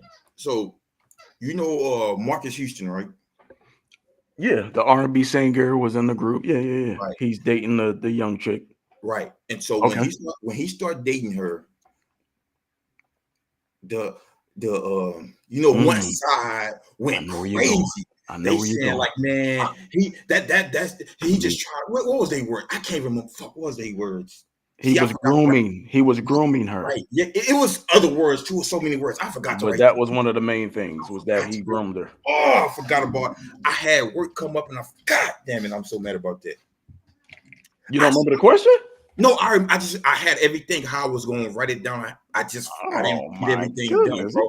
He done smoked it all. We can wait till next week. No, we ain't waiting. Okay. Shit, hurry I up. just want to know, why is I think her name is Draya Michele, some shit like that. Ain't that her name, Draya? That sound familiar. It sound about right. Why she not getting the same slander that Marcus Houston got? Because she's dating a 20-year-old basketball player from the Houston Rockets, and now he done put a baby up in her. I just want to know why the same slander is not being poured out from all the, from everybody. That's all I'm trying to figure out. Because how old is she? She's 39. She's double 39. Standards, bro. I'm just saying, dog. No, because when it was going back and forth, they said if women do it, we'll have the same outcry. That's not true. That's not true. I get it's not true. I just want to know why it's not happening, though. That's all I'm asking, bro. Women can get away with it, and we can. That's what a double standard is. No, I know. I just want to know why, bro. They said it was going to be a lot of outcry if it did happen, and it didn't flip flop. And now she's pregnant, trying to hide that shit. Yeah, there's multiple examples of that. Jada Pinkett, when she was fucking with No, I get it. When she was fucking with August Alsina. I know. That age gap is crazy. I know. And that was brought up then. People was like, oh, why she not getting killed because she quote unquote groomed him and all that bullshit. It's double standards, man. And then like the way, and men don't look at it like that. Anna Montana. Who the fuck is Anna? Anna Montana's like 40 something. I think dating LaMelo Ball. No, who the fuck is Anna Montana? A grandma. I have no idea who Anna Montana is. It's not Hannah, right? Who the fuck is Anna Montana? Hannah Montana is not 40. So I don't know who he talking about. I don't get into all that shit. I just seen this come across my feed, dog, and I went through the comment and I just they was like, oh man, good for Draya. It was like, oh man. He said she an IG model. Oh, okay. It was just like, you know what I'm saying? Hold on, Tori. So somebody that's 40 years old is considered a grandparent? Motherfucker? Is that what you're saying? Come on, man. That's fucked up. He ain't think that through when he said that. I think he was just pertaining to whatever. Yeah. But let's go ahead and get into your shit, though, man. I just wanted to put that out there. Go ahead. Yeah, man. I got a question for you, bro. A question? No, I got a few, but right now I just got this one question for you, man. I just want to get your thoughts on the topic. Should I drink before if you want to, go ahead and indulge. I'm gonna go ahead and take one too. Should it be a shot or a pour-up? Whatever you prefer. Whatever you prefer, my brother. Let's get it. I'm ready. I ain't never really been asked a question, so this one is a little wicked, especially when we ain't talking. Do you think kids can be the cause of a breakup or a divorce?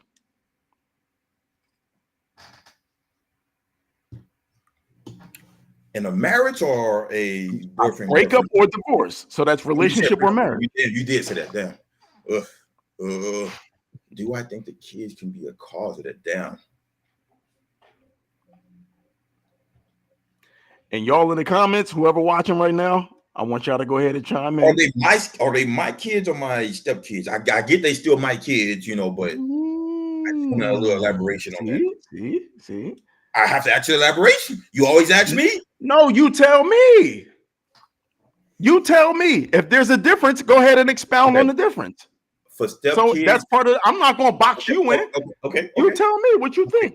If the stepchildren is or isn't, or if your own kids is or isn't, I want you to go into that.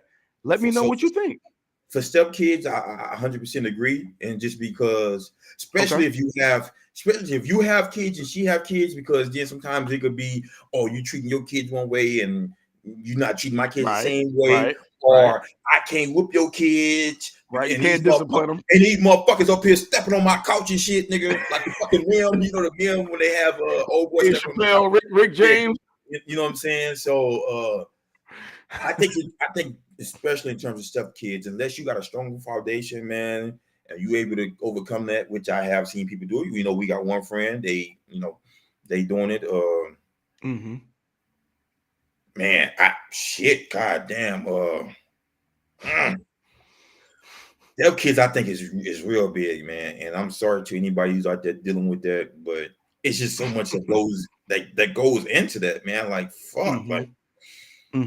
Because naturally they're not my kids, even though I'm probably gonna fall for liking to them and probably eventually may even love them, but I've never been in that situation, and shit, I don't think I could ever do it. But for stepkids, I absolutely think 100%, 1,000%, 1,000,000,000%, yes, that would cause a breakup or can cause a divorce. Okay. So in the comments, Peter said, stepkids don't like you. It is what it is. Your own kids don't like you on whooping ass. So I mean, because even with that, dog, I'm sorry, man. Like I wouldn't want to discipline a kid of what he do. You know, maybe if it's a step kid, I'm talking in terms of step kid of what he do at school. What he, I'd be like, yo, bro. Especially if it's a boy. If it's a girl, look, I won't be able to do nothing because I won't yell at her. I can't. If she's a stepdaughter of mine, So you would set more of a boundary, not only because it's a stepchild, but also because the stepchild is a girl. It's nothing I can say. Okay, it would be nothing for me to say. I think the only way that would change if I knew her since she was an infant. And then she kind of looked at me from a standpoint of a dad, like a dad. I think then it could be different. But as a 4, 5, once they start understanding themselves, like, nah, I couldn't say nothing to him. Now, boy, if it's a step boy, when I try to discipline him again, I'm gonna want to discipline your ass what you do in my house. If you ain't washing them dishes, you ain't cleaning your room, I'm gonna want to discipline you that way. But what you do probably in school and on the outside of the house, I'm like, man, shit, that's what your dad for. And then it could get bad. So it could cause so many arguments. So from my standpoint of stepkids, no. With my own kids, do I think it could cause a breakup? From my standpoint, absolutely not. And the only reason why I say that because I shouldn't say absolutely not because there still is a chance. But even if I wouldn't want to be with the woman, I would try to make shit happen until they left the nest. I think it's very important, especially because I lived this way my whole life, for kids to have a mother and a father in their home. Like, I think it's important because they need both parenting. They need the nurturing from the mother and the hardcore discipline that daddy gonna give you, because I'm gonna give it. So Tori made a comment. He said, bought my daughter in all caps. So by definition, that daughter he's referring to would be considered a stepdaughter, right? But he's saying daughter as in he's claiming, you know what I mean? He's taking ownership. He said, I don't even say step. Fuck that shit. Been around since 1.5. Right. See, his whole situation is different though. Right. I agree with that. Like, she knows him as her father because most kids don't know. You know what I mean? They only know what household they grow up in. And that's why I said, if it's been a baby, you know what I'm saying? That's something I have the chance to discipline, because you look at me as your dad, you call me your dad, et cetera, et cetera, et cetera. Right. And depending on the situation with the biological father, because that can get messy too. You can get real messy. Right. But if she come up in a household and she sees this, this man, this father figure in the house, and that guy has been, the father to her, and her real father may or may not have been involved, or you know what I mean? Like once you get to a certain age as a kid, shit get a little crazy. Now, I haven't never been on a single market as an adult, but I honestly don't know. There's no disrespect to any woman. Please don't take it that way. I really don't know if I would even, date. Be able to date a woman that had kids. And I know that's hard because I know where you're going. you know what I'm saying, but I don't know if I can even do it because of situations like that. It can just cause too much senses that I try to think far in the head. Well, then me and the baby daddy probably gonna get into it. It could be a killing. I don't know if you even seen, like, I seen this thing on social media. Of course, you see a lot of shit on social media though. When shit happened, where a kid was trying to go get his son, and he was on the stepdad property. He's like, "Get the fuck off my property." The dude didn't leave, so he shot him and killed him. You know what I'm saying? And it's just so much situations that I would probably, again, I understand that's hard because I understand a lot of women have kids these days. That's just part of the life we live in.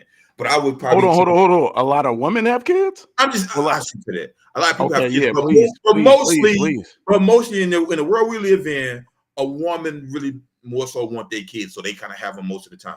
Not saying that's always true. I understand that, but I'm just saying it's more so the woman gonna have more so the full custody.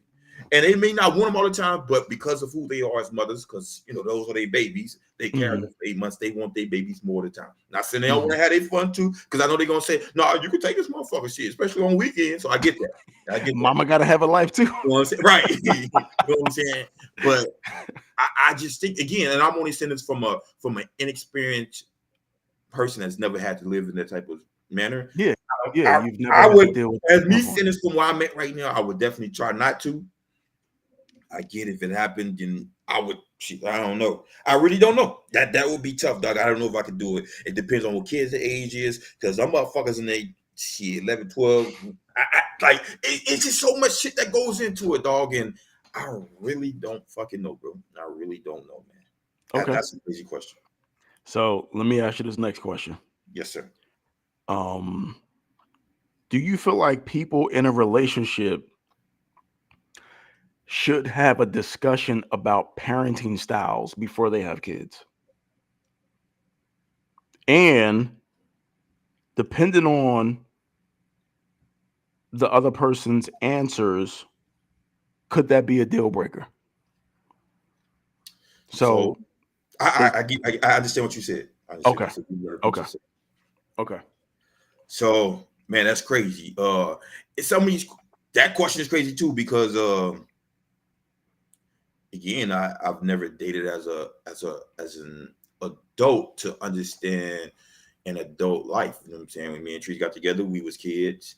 Shit, that was the last thing on our mind. You know what I'm saying? We was just having fun, just enjoying being around each other.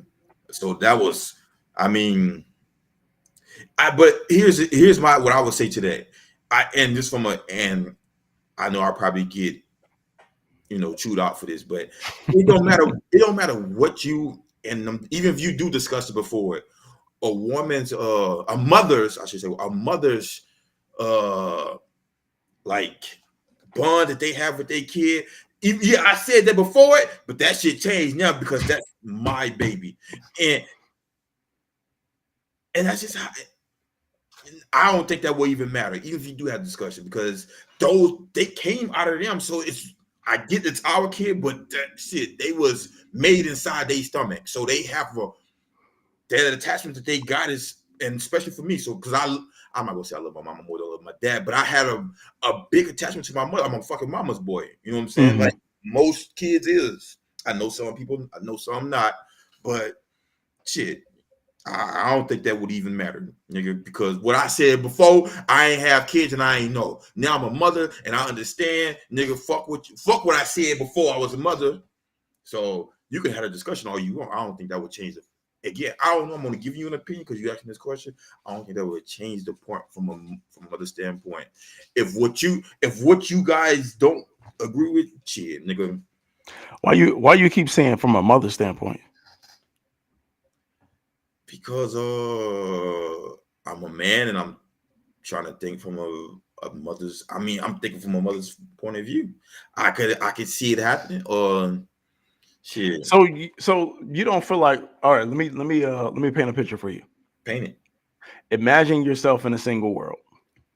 Okay. You meet a girl, y'all kicking it, you know what I mean? Y'all get serious or whatever. And you just get into a conversation. You don't have kids, she doesn't have kids, right? So either y'all watching something or something provokes a conversation in which y'all talking about what you would do as a parent in one particular situation, right? And that conversation leads to how you would be as a parent overall. Oh, I would do this for my kid when they get this age. I would do that for my kid when they get that age, right? And throughout that conversation, y'all not saying the same, y'all not speaking the same language.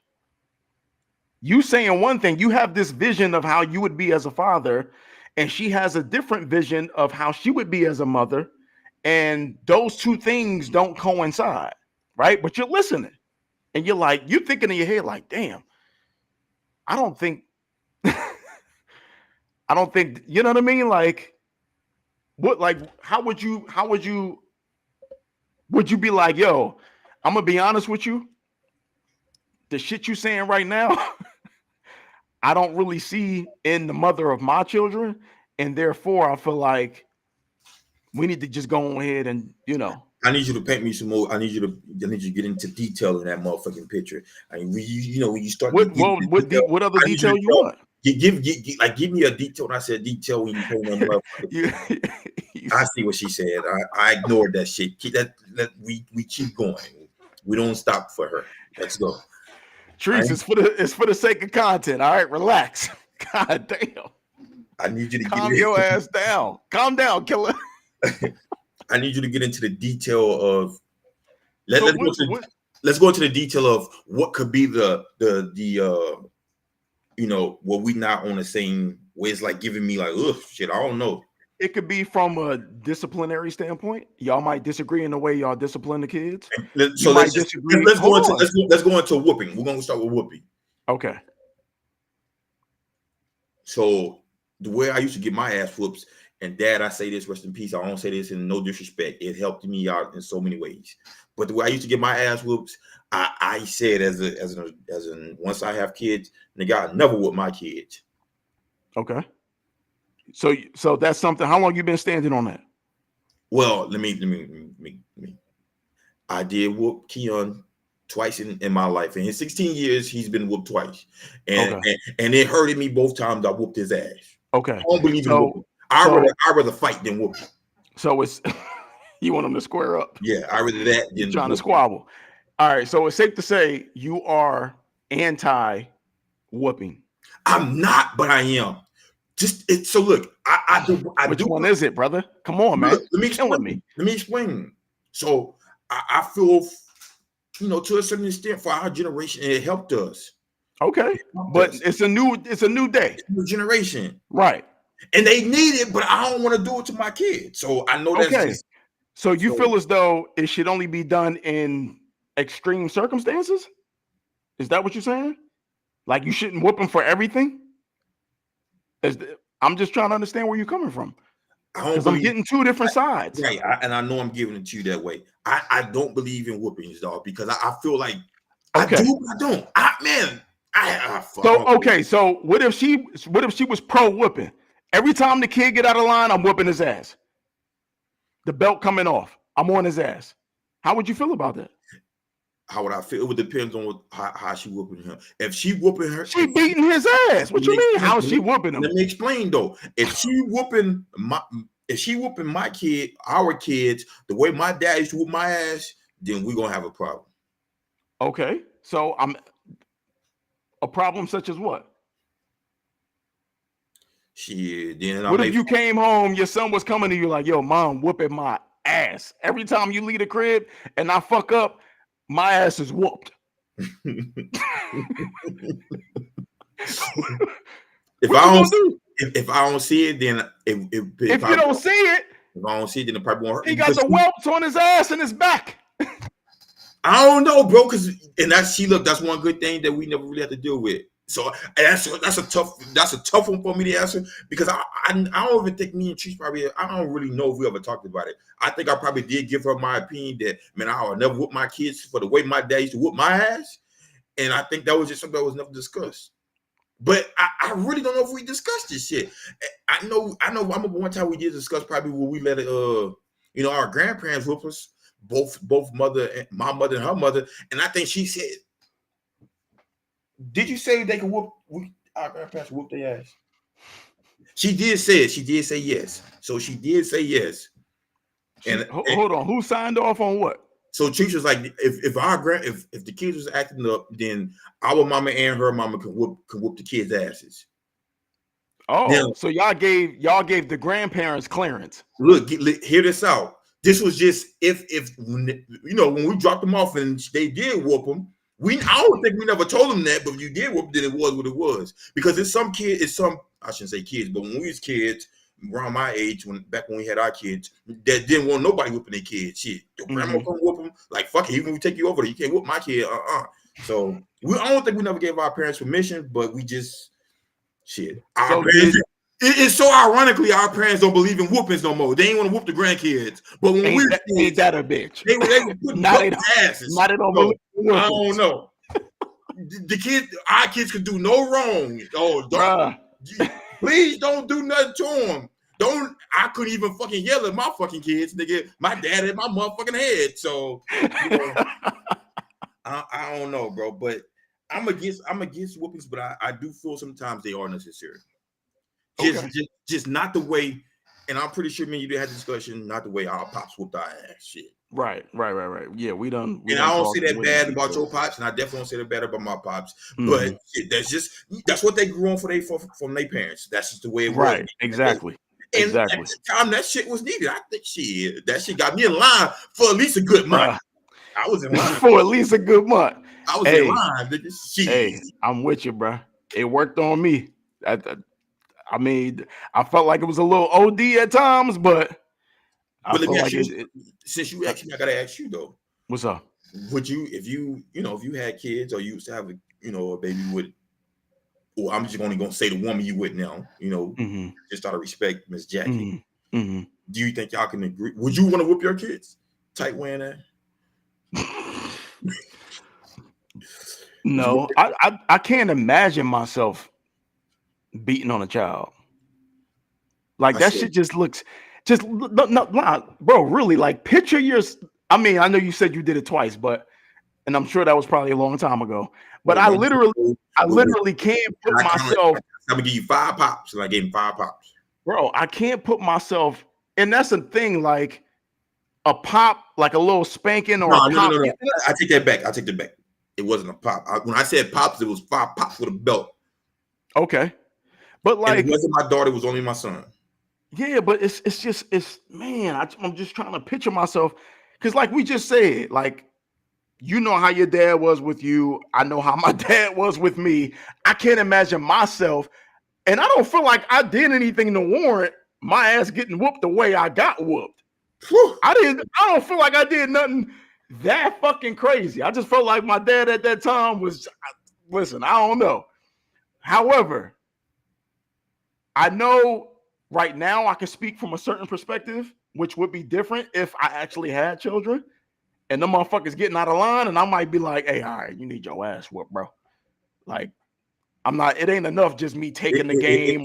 Is it pins down, you on all ass, or you just saying fucking? I think that's extreme. I think that's extreme.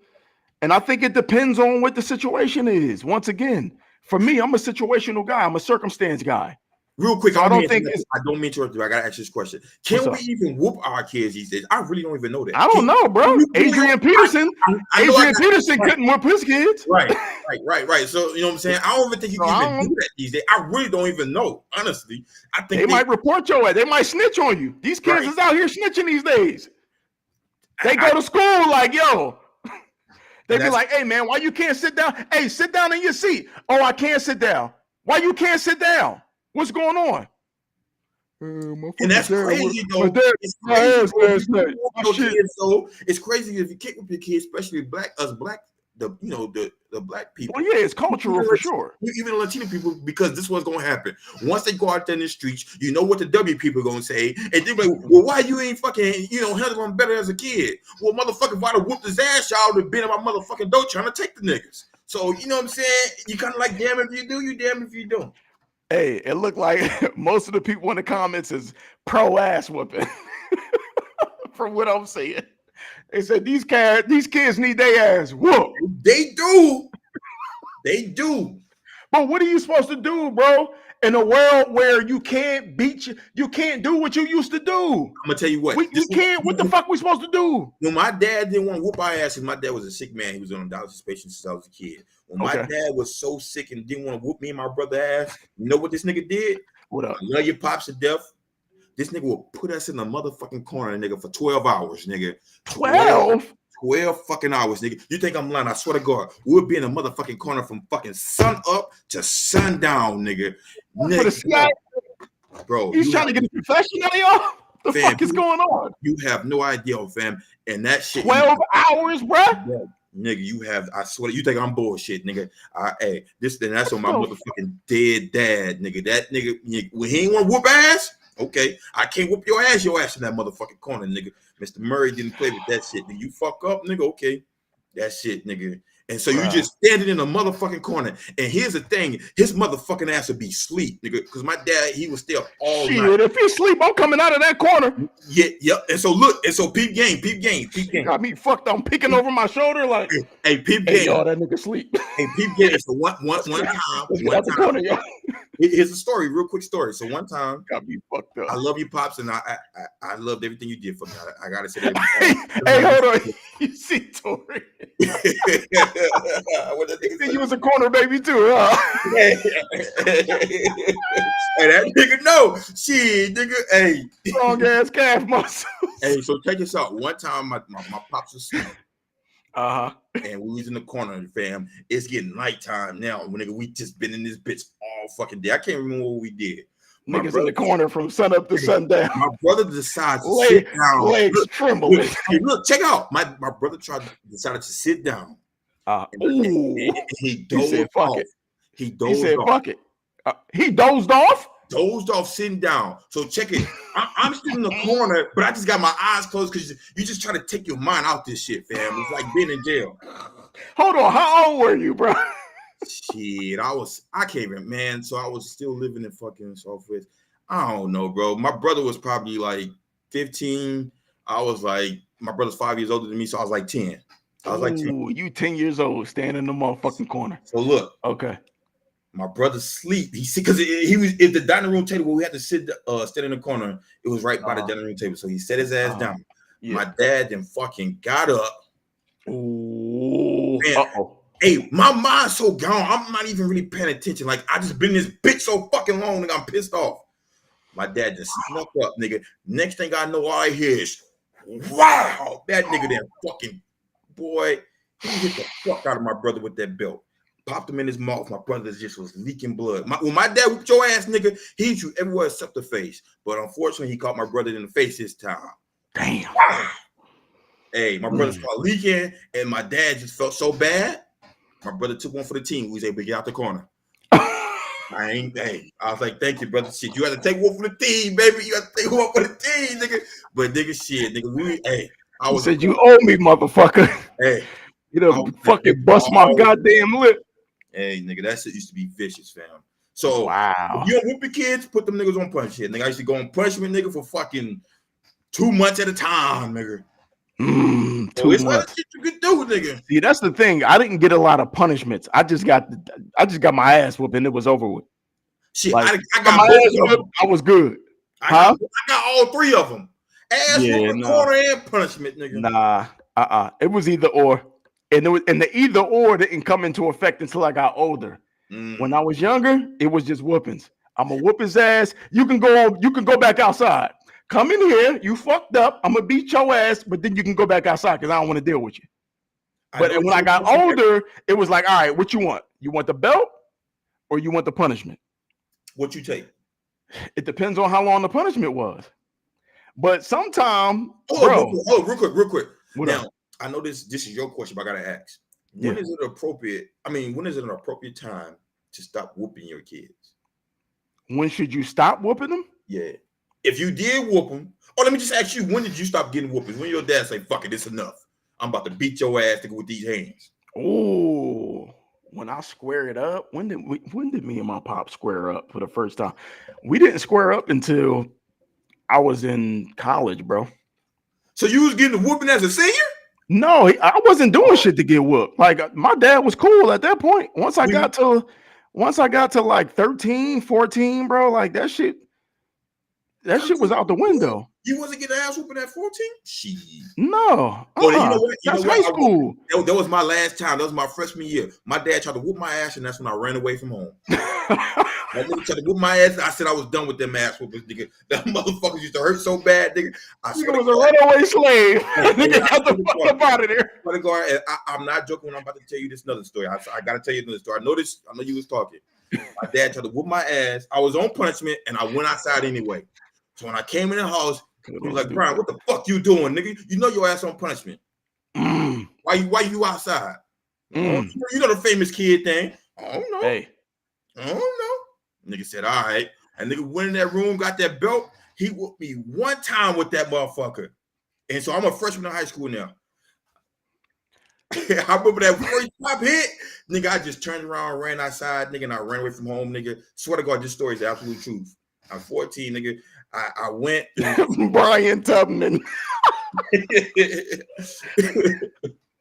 I ran across the street. What the fuck is wrong with Cody?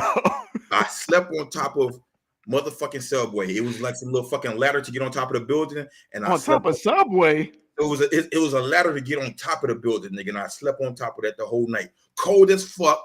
No socks on. I just had some shorts and a t-shirt on. It was cold as fuck that night, nigga. Hell no. Bro, when I tell you, nigga, that was the worst night, nigga, I was like, damn, I should have took that ass whooping. But nigga, the way my dad used to whoop my ass, nigga, I couldn't do it no more, bro. I couldn't do it. I had to go. And then I'm on the fucking building. I hear them niggas like going all through the motherfucking city, like, Brian, like screaming my name, honking the horn. Shit, nigga, I wasn't coming out, nigga. Wasn't coming out. Man, I'll give you one quick story, bro. I think I was 13. And I don't know what I did. It was those situations where you know how you used to have to be home before the street lights come on. Yeah, I remember that. Yep. Yeah, so it was one of those situations. You in the neighborhood, motherfuckers is out playing manhunt, you know, all that kind of shit, right? So came home late one day. Dad was like, "Hey, man, you know you're supposed to be in the house by now." So gave me a little punishment, right? Right. So I was like, "All right, cool." He's like, "You can't go outside." I think it was like a week or 2 weeks. I don't remember the exact, extent of the punishment. Fam. 2 days later, homeboys came knocking on the door. Yo, we about to hit the field. It's 20 niggas out here. We got the ball, bro. I'm like, fuck. Was your pops at work? Yeah, my pops was at work. I'm like, damn, I'm supposed to be on punishment. I can't go outside. But bro, I'm talking about, bro. You already know how I used to be, man. Like football games and shit like that. Just, go outside, you pick teams and, It's time to get going, baby. Bruh, time to get going. I'm like, oh, and usually it don't be that many motherfuckers. All of a sudden, you got 20 niggas while I'm on punishment. What kind of shit is that? Bruh, I said, all right, fuck it. I said, yo. And it was early in the day. So I figured in my head, I'm like, all right, it's 11 o'clock. My pops don't get off till 4. I got plenty of time. I can get out the crib, get my shit off, get back inside. He'd never know I was outside, right? I go grab my cleats, run outside, bruh. And we used to have this field, like in the neighborhood where I lived at, we had this big ass open field, right? So if you come into the development, that's the first thing you see is the field. So whatever's going on, you see that shit. You can't miss it, right? You sound like you had a spoon in your mouth, though, nigga. We ain't have cleats growing up as a kid. That's crazy. Nah, That's crazy, we ain't doing that. We ain't doing that. But go ahead. Hey, so we get out there, bruh. I'm going crazy. I'm killing. These dudes come from a different part of town. I'm going kind of games. Bruh, I'm going stupid out there, right? So all of a sudden, I look up and I see my dad's whip. And it was like, you remember Hopper Hill, right? Right. It was kind of like that, where the hill go up, but the field was more wide open. So I just happened to glance up, and it was cars parked all along the street. Everybody was out there watching. So I look up, and I said, "Oh shit!" My dad had a black, no, it was a light blue Cougar with the suede top, Yeah. and I saw that shit all the way at the back. It was the only fucking parking spot, bro. And I look up, and I'm like, "Oh fuck!" And I told my boy, I said, "Bro, my fucking pops is here." He like, "So?" I said, "Nigga, I ain't supposed to be out here." He said, "Oh shit." And he knew how my dad was. So he moved away from me. He walked away instantly. He said, "Oh, wasn't no parts of that shit." Bruh. I went even stupider. I said, "Fam, if I'm gonna avoid an ass whooping, I gotta go crazy, bro. I gotta score every time I touch the ball. That's the only way I'm gonna avoid this ass whooping, bro." I start going fucking extra crazy, man. And I looked over. He outside. He like this up against the car, just looking at me.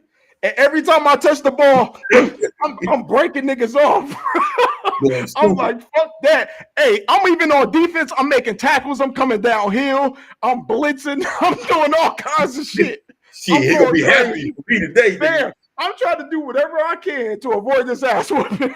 I don't give a fuck what it is, bro. And he spared me that day. That was the only time he spared me. But prior to that, got my ass whooped, bro. Got my ass whooped.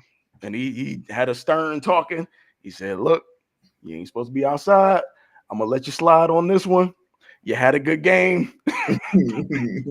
Don't let it happen again." That nigga was a proud father. Hey, but it would have been worth the ass whooping. I'm not gonna lie to you. Because that's another thing that these kids be assessing in their mind. They be like, "Man, is doing this shit worth the ass whooping? Or is it worth the punishment? Like, what they gonna do? What my parents gonna do? They gonna take my PlayStation, they gonna take my Xbox. What they gonna do? Take my phone, for a day or two. I can deal with that." So a lot of them feel like it's worth it, man. But I feel it. Let me see. I got one more question for you. Where we at? 226. I got one more question for you. Talk about it. Would you expect your spouse to be loyal if you had to do time in jail? Would I expect? Mm-hmm. How much time we talking? That's up to you. Where's your break off point? At what point would you just say, "You know what? Fuck it. I ain't coming home for a minute"? So let's just say we talking. I'm just gonna put it to perspective. We talk about right now today. Yes. I had to go sit down. If you got booked, yep. Let's say for instance, I had to go sit down for 5 years. Yeah. Yes, be loyal. Ooh, for a nickel? Let me keep going. That's a long ass time, bro. 10 years. Be loyal. 10 years. 10 years? She got to be loyal for 10 years. Okay. Are you talking about girlfriend or marriage? Is there a difference? There's absolutely a difference, though, right? Okay. So if it's a girlfriend, what? Yeah, shit. You could go do what you got to do right now. Right away. You could be going to trial and she could be out there fucking around. That's what you're telling me. I ain't said it like that, but I get it. Oh, you understand? Okay, so if that's wifey, if that's your wife, then what? 10 years she got to hold it down. If you're my wife, I think you got to hold it down for as long. So you understand. So let me just put a whole bunch of shit into perspective. Tree said, "Have you ever heard of a rose?" Let me just put everything into perspective. If I do, and you ask me this question from right now, if I do anything, I'm doing it for the family. Anything, No, don't do that. You moving the Oh, goalpost. let me finish though. You moving the goalpost. You said last time you said, hey, I asked you a question. I ain't put you in a box. So you putting me in a box? Yes or no? Okay, you got it. You got Which it. one you gonna do? No, if you put me, no. That's okay. That's a good rebuttal. That's a good No, rebuttal. but give me both. You can say, hey, you in a box. So I might. Okay, answer it from multiple perspectives. If I'm doing it for the family, nigga, you gotta hold me down for life. So if you get booked on a if they charge, say, nigga, you in jail, you ain't never coming out, nigga, and I did whatever I did for the family, nigga, hold the fuck down. You got to do it forever. If they say you ain't never coming out, then you could never be with another man. That's what I would expect if you chose to do something else and you say, yo, you bring me the papers and say, yo, sign these papers, we're getting a divorce, then we're gonna go from there. I get that. But if you say, yo, we stay okay, so hold on.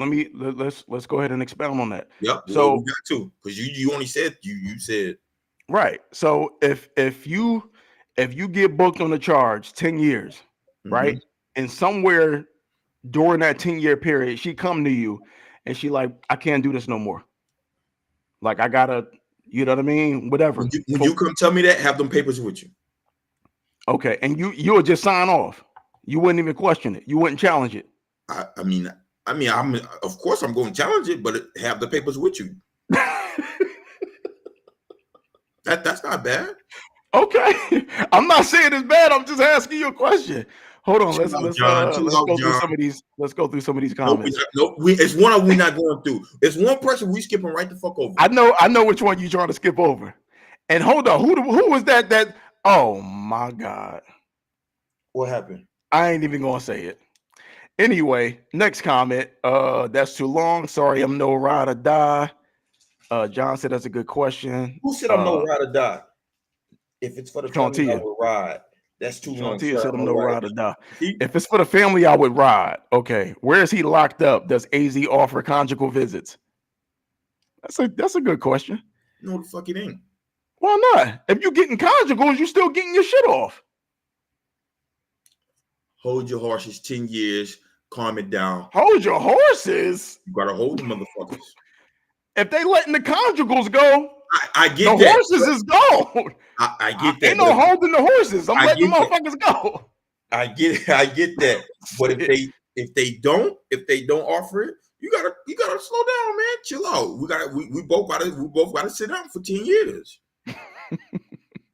That's just what it is. And we talk about from a marriage standpoint. Tree said, "Don't ignore her." What'd she say? You know, she said, "Nigga, what you gonna do then?" I don't even know what that means. That's Shantia said that. I know why she said it though. What was said? What did Tree say? No, why did Shantia say, "Nigga, what you gonna do then"? She asking you, what you gonna do? For what? Oh, what you mean? What I'm gonna do in terms of what though? Shit, you going fucking? She asked me if I would do it. Like if she went to jail. Like I'm confused on that question. I don't know if that's what she asking, but that's a good question. Would you hold it down? Would I hold it down? Absolutely. For 10 years? Yeah. No, of course you're gonna say that shit. She said no sex, no visits.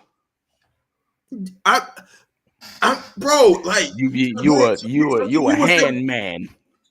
Hey, shit, nigga.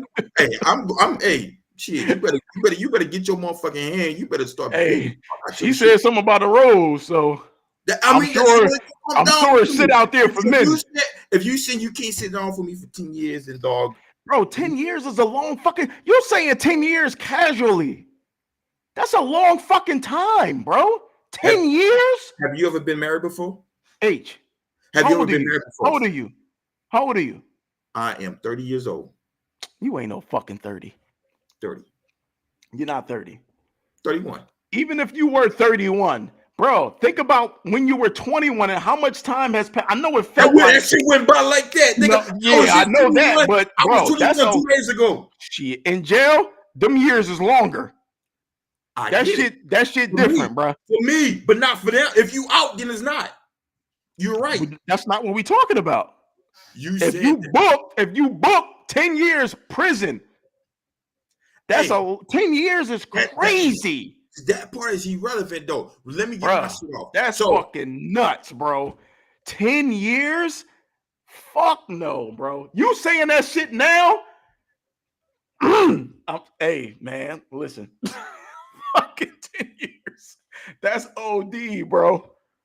That's OD. Trav said, Shantia said 10 years. Trav said 10 years is crazy. Bruh, I'm trying to tell him. Y'all niggas crazy. She said by then your shit won't work. Y'all, hey, but then none of y'all motherfuckers belong in a So hold on, Trav said no, none of you motherfuckers belong in a relationship then. If you can't sit down for 10 years and hold down the shit then, that means your ass is no, man. Y'all niggas is trash for that. Hold on. Trav said, I don't think I want my wife to stay for that long.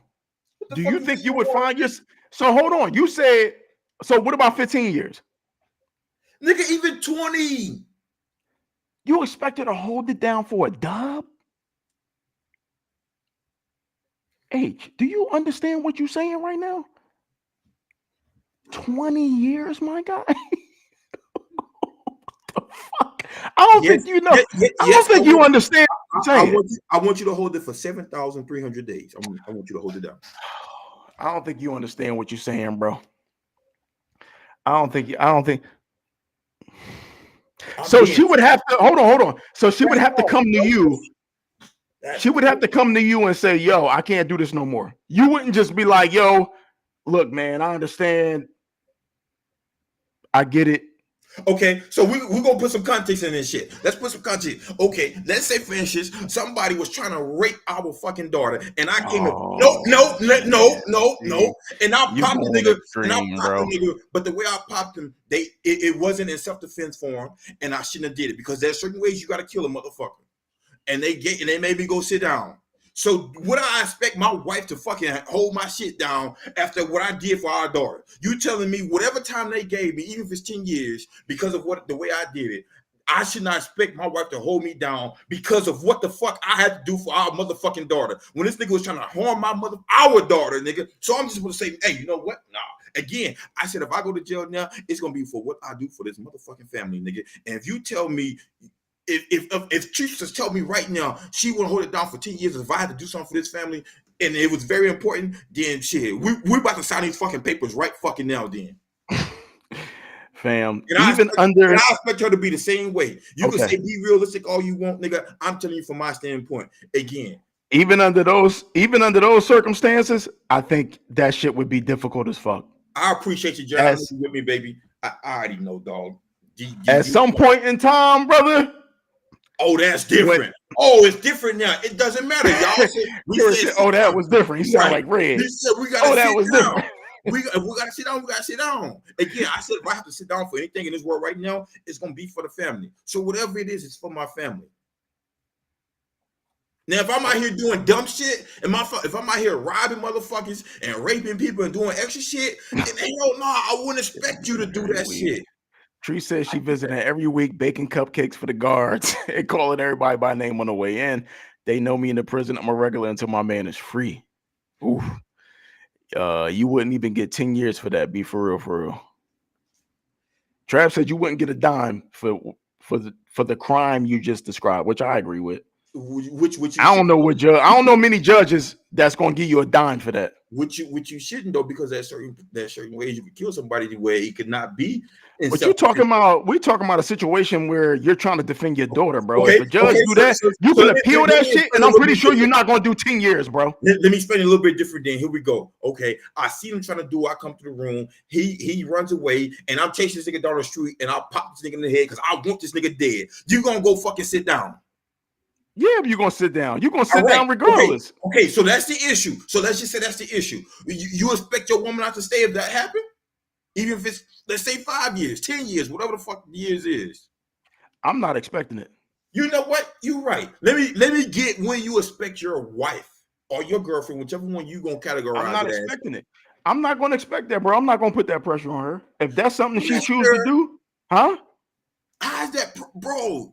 If that's something she chooses to do, then hey, I'm gonna look at her in a different light. If she can hold it down for a dime, and I know for sure she held it down, because it's one thing a motherfucker telling you she held it down, and it's another thing somebody actually holding it down. You can't prove shit. You in jail. You locked the fuck up.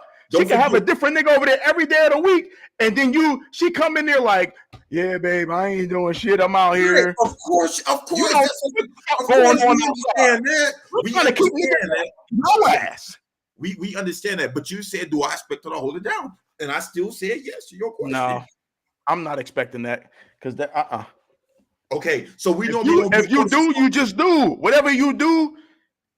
That's Right, great. I'm not, bro. I'm under enough pressure trying to keep these niggas. I'm trying to stay alive.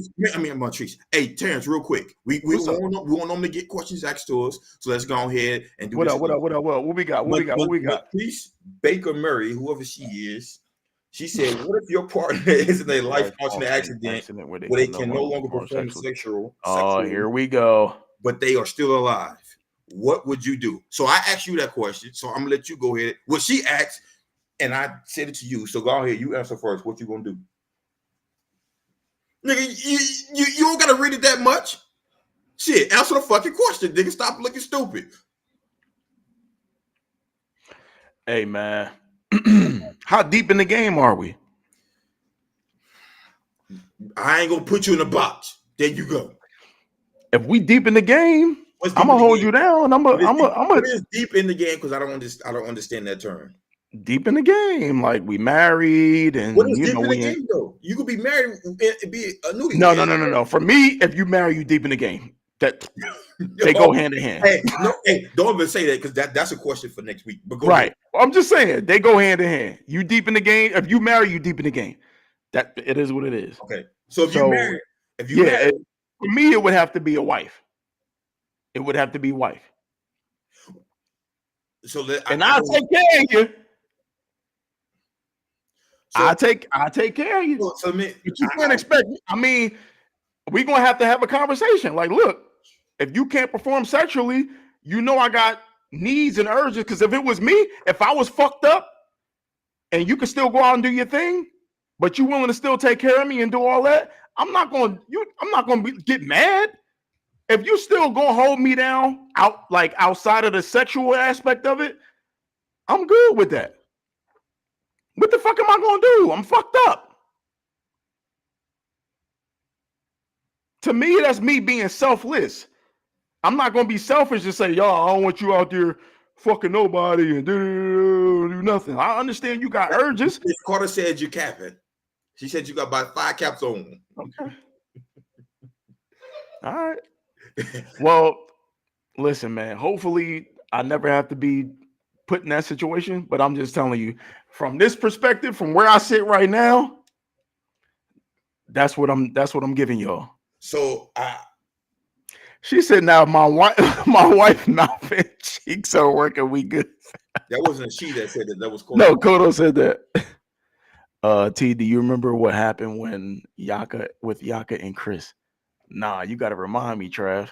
What happened, bro? You got to remind me.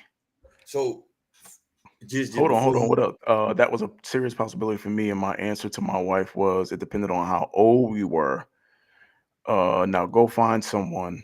He said, "Now, ? Go find someone." But if we were in our 60s, then nah, stick beside me. I think that's important as well. If you in your prime, which regardless of whatever fucking jokes y'all want to have, I feel like we're all in our prime. But once you get 60, 65, 70, you're no longer in your prime sexually. So you really shouldn't be out there trying to fuck something at fucking 65, 70. So let me ask this question then, because everybody had like a specter on it. So my question to that is, when you get married and hold on.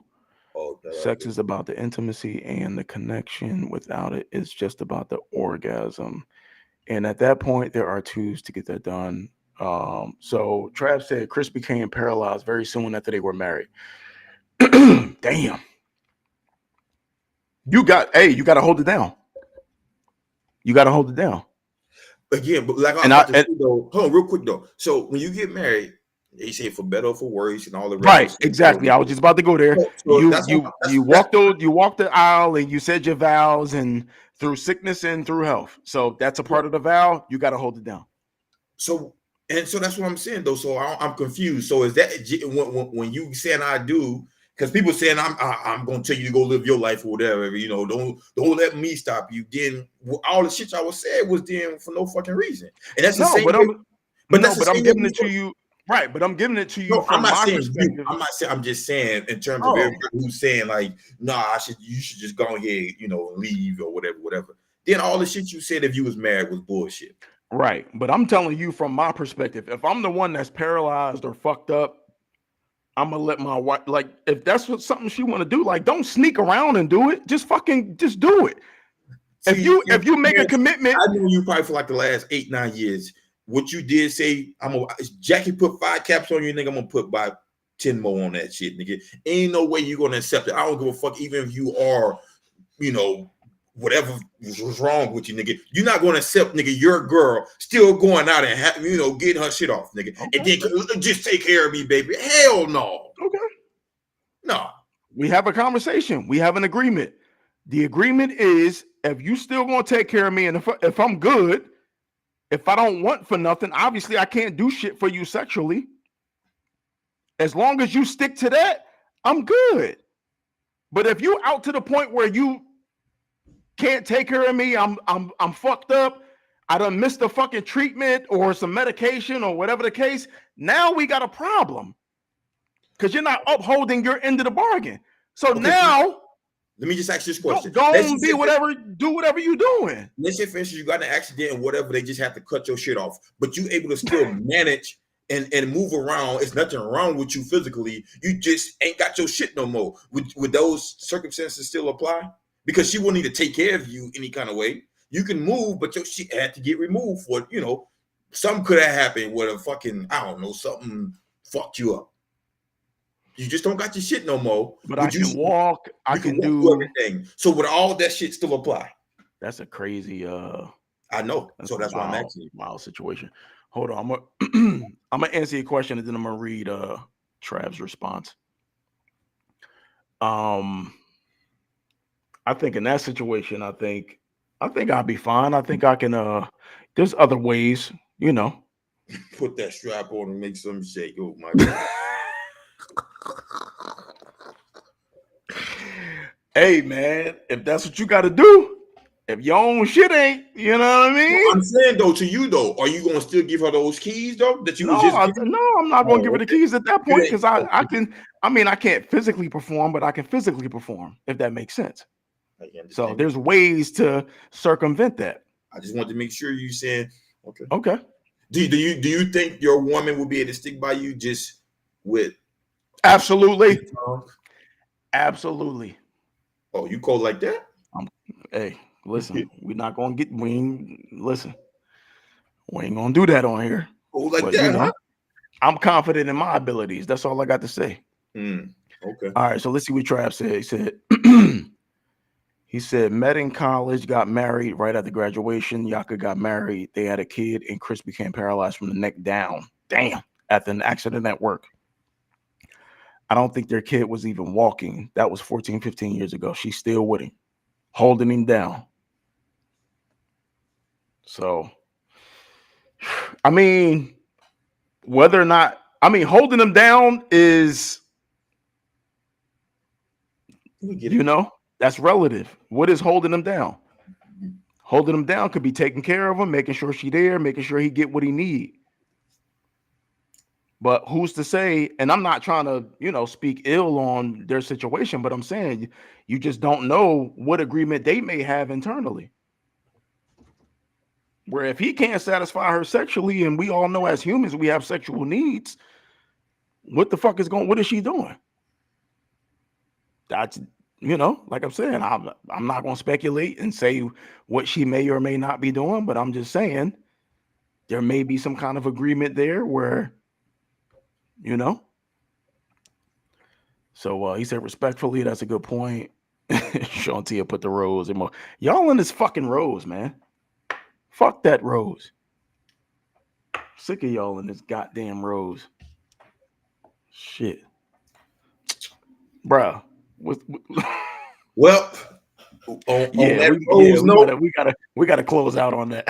On that rose note, man. We gotta close out on these fucking roses. Oh my Lord. I don't want to hear none of this bullshit.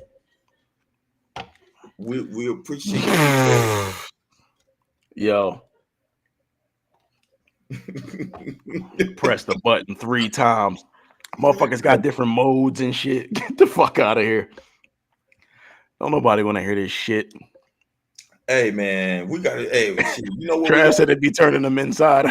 we got to find somebody for Chantal. She always she sing on this motherfucking podcast, man. We got to find somebody for this girl because she, you know. Hey man, next week we bringing somebody on. Hey, so for the 8 people that's in here, well, it could be just I don't know how many motherfuckers in this bitch. Who want to come on next week when we gift from God? Hey, a gift from God though? God damn. Hey, who want to come on next week? Who want to come on next week when we get into some relationship talk? Next week, man. Next Wednesday. How's she gonna say abstinence? What's abstinence? Bro, we trying to move past that. Bruh, that's not Oh, okay. I'm gonna let you go ahead, open it. The podcast is back open. Yeah, hold on, real quick. What's no sex? That's not a form of sex? You pleasing yourself? I want to know. Is or is that not a form of sex? You pleasing yourself? Not really. No. Yes or no? Come on, man. Y'all, that's cap. You want to call cap on something? That's fucking cap. Fuck out of here. That's a form of sex. It's not sex in the traditional sense. It's a form of sex. You're pleasing yourself to satisfaction. Hey, that's the whole point of sex anyway. When you have sex, one of the main reasons is to have a fucking orgasm. Hey y'all, man, right. Thank you, Tori. You busting a nut or you not? If you bust a nut, you had some form of fucking sex. Ain't nobody trying to hear none of that bullshit. That's the goal. Whether you fucking somebody, you fucking yourself, you getting head, you using a toy, whatever form or however you like to indulge, the goal is to have an orgasm and or AKA bust a fucking nut. And whether you do that on your own or with somebody else or with an electronic device, that's some form of sex to me. That's how I look at this shit. So is that considered an extra body on your resume? Is what an extra body? If you use a toy. No, it's not an extra body. So why do you consider it sex then? What's the definition of sex? If you're a woman having somebody putting a thing in you, if you're a man, you putting your thing in another woman, just because if you jack off, no, brother, you're way off. You're way off. If you jack off, that's not a form of sex. Okay. If they fucking rubbing themselves or using that damn rose or whatever, that's not a form of sex. I get what you're saying. Like I said, you can agree or disagree. I think that's a form of sex.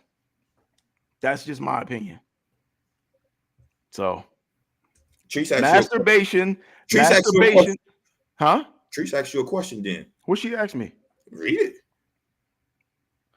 I'm glad you said that. So then why can't you do that for 10 years while Jackie locked up? Why can't I do what? Hold it down. You saying that you can't hold it down for 10 years? Since it's a form of sex. No. Don't speak for her. Let her clarify the question. Okay. Why can't I masturbate for 10 years? So the key word I said, the key word is form of. This nigga. Form of. So people have different urges for different forms of sex. So just because you got this amazing fucking toy that's a rose, you still could have the desire to have some kind of intimacy with another human being, regardless of how amazing that fucking toy is. So that's why. Okay. It's sex. Everybody, it's sex. Understand? Just like if you use your hand, whether you're a woman, whether you're a man, you can still have the desire to have intimacy with another human being. That's different than using a toy. It's not the same thing. I don't give a fuck what nobody say. Those are not the same thing. It's not. That's my perception. So I'm a stand on that by myself. Whoever want to agree, that's cool. Whoever want to disagree, that's cool. I don't think it's the same thing. Tori said, ain't nothing like the real thing. Thank you. That toy it's only going to get your butt so far. It's only going to get your butt so far. I'm just telling you. That's all I'm going to say on it. Hey, it could be amazing and all that, but you still going to have a desire to be up against another human being in a certain way on an intimate level. It's different. That shit is different. I don't give a fuck what toy it is. He ain't riding for H if he beat up. He ain't holding me down. If I do a dub, it's crazy. Yeah, I need you. Huh? I need her to fix all that part because we talking about sex. But I get what you're saying, but just fix it. Agree to disagree. Fair. I don't think about no one during that time. Hey, so I seen about 5 hand raises. Who wanna come on the show on next Wednesday? About around, we talking sports. Ain't no soul tie. Damn, come on, bro. I'm listening. I'm listening. Back to volunteer. Okay, Tree said she volunteered. Nah, but it was 5 hands, so we both got. What other 5 hands? She got 4 of them motherfuckers up. Nigga, it was her. I seen John. I seen Tori. Let me scroll back up. Yeah, I seen Tori. Who was it I see? Shantia said she can't be on right now. Not right now. I guess that's what she talking about. Unless y'all throw me a party. Oh yeah, hey, everybody. Well, no, I'm not even gonna say that. But who you want to have on? We got 3 people to pick from. It was Jackie, Treese, Tori. Who we gonna do? We can have them all on at different points in time in the show.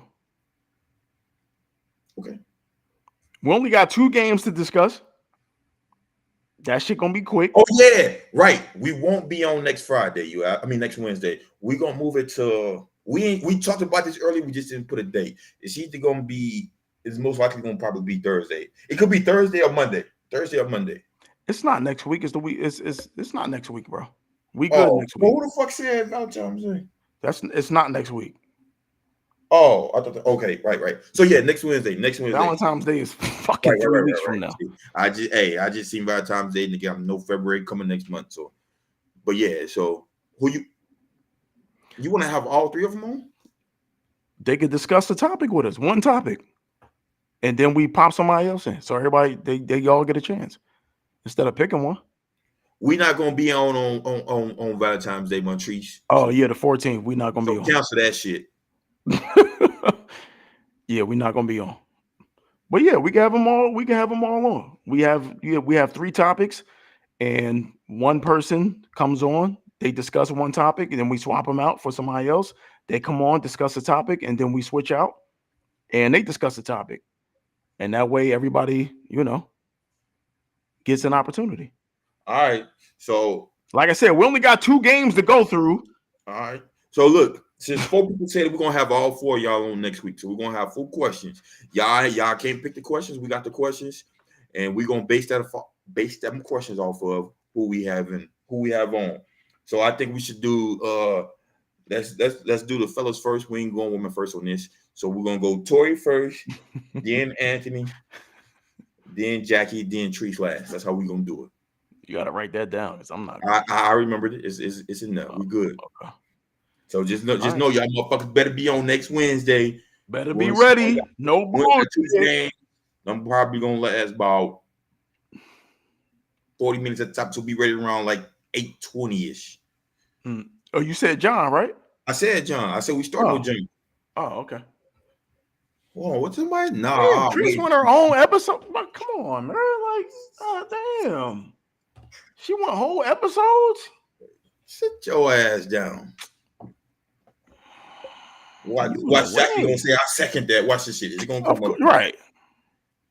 All right. So I'll wait until I have my own episode. Hey. See what I'm saying? No gratitude. Trying to get you on for a topic. You want a whole episode. You give them an inch. They want a fucking mile. Hey, you know what? Though? Hold on. Nah, that ain't gonna be chapter Super Bowl. So yeah, we're gonna fuck with y'all next week, man. I got the week after. Y'all ain't cut my thoughts cards next week. Hey man, we appreciate everybody tuning in, man. We will see you guys next Wednesday, 7:30. All you motherfuckers who raise y'all hands, keep your motherfucking hands raised. Make sure you gotta have your alcohol ready. You gotta be ready to drink. Because we don't want no subway motherfuckers on our pod. This ain't no dry pod. This ain't no dry pod. We drink on this motherfucker. Yeah, so y'all better rose up, motherfucker. You know what I'm saying? You know what I'm saying? So we'll see y'all next week. Hey, it's your boy H. That's my guy T, man. ATG. We'll see y'all next week. Yep, we out.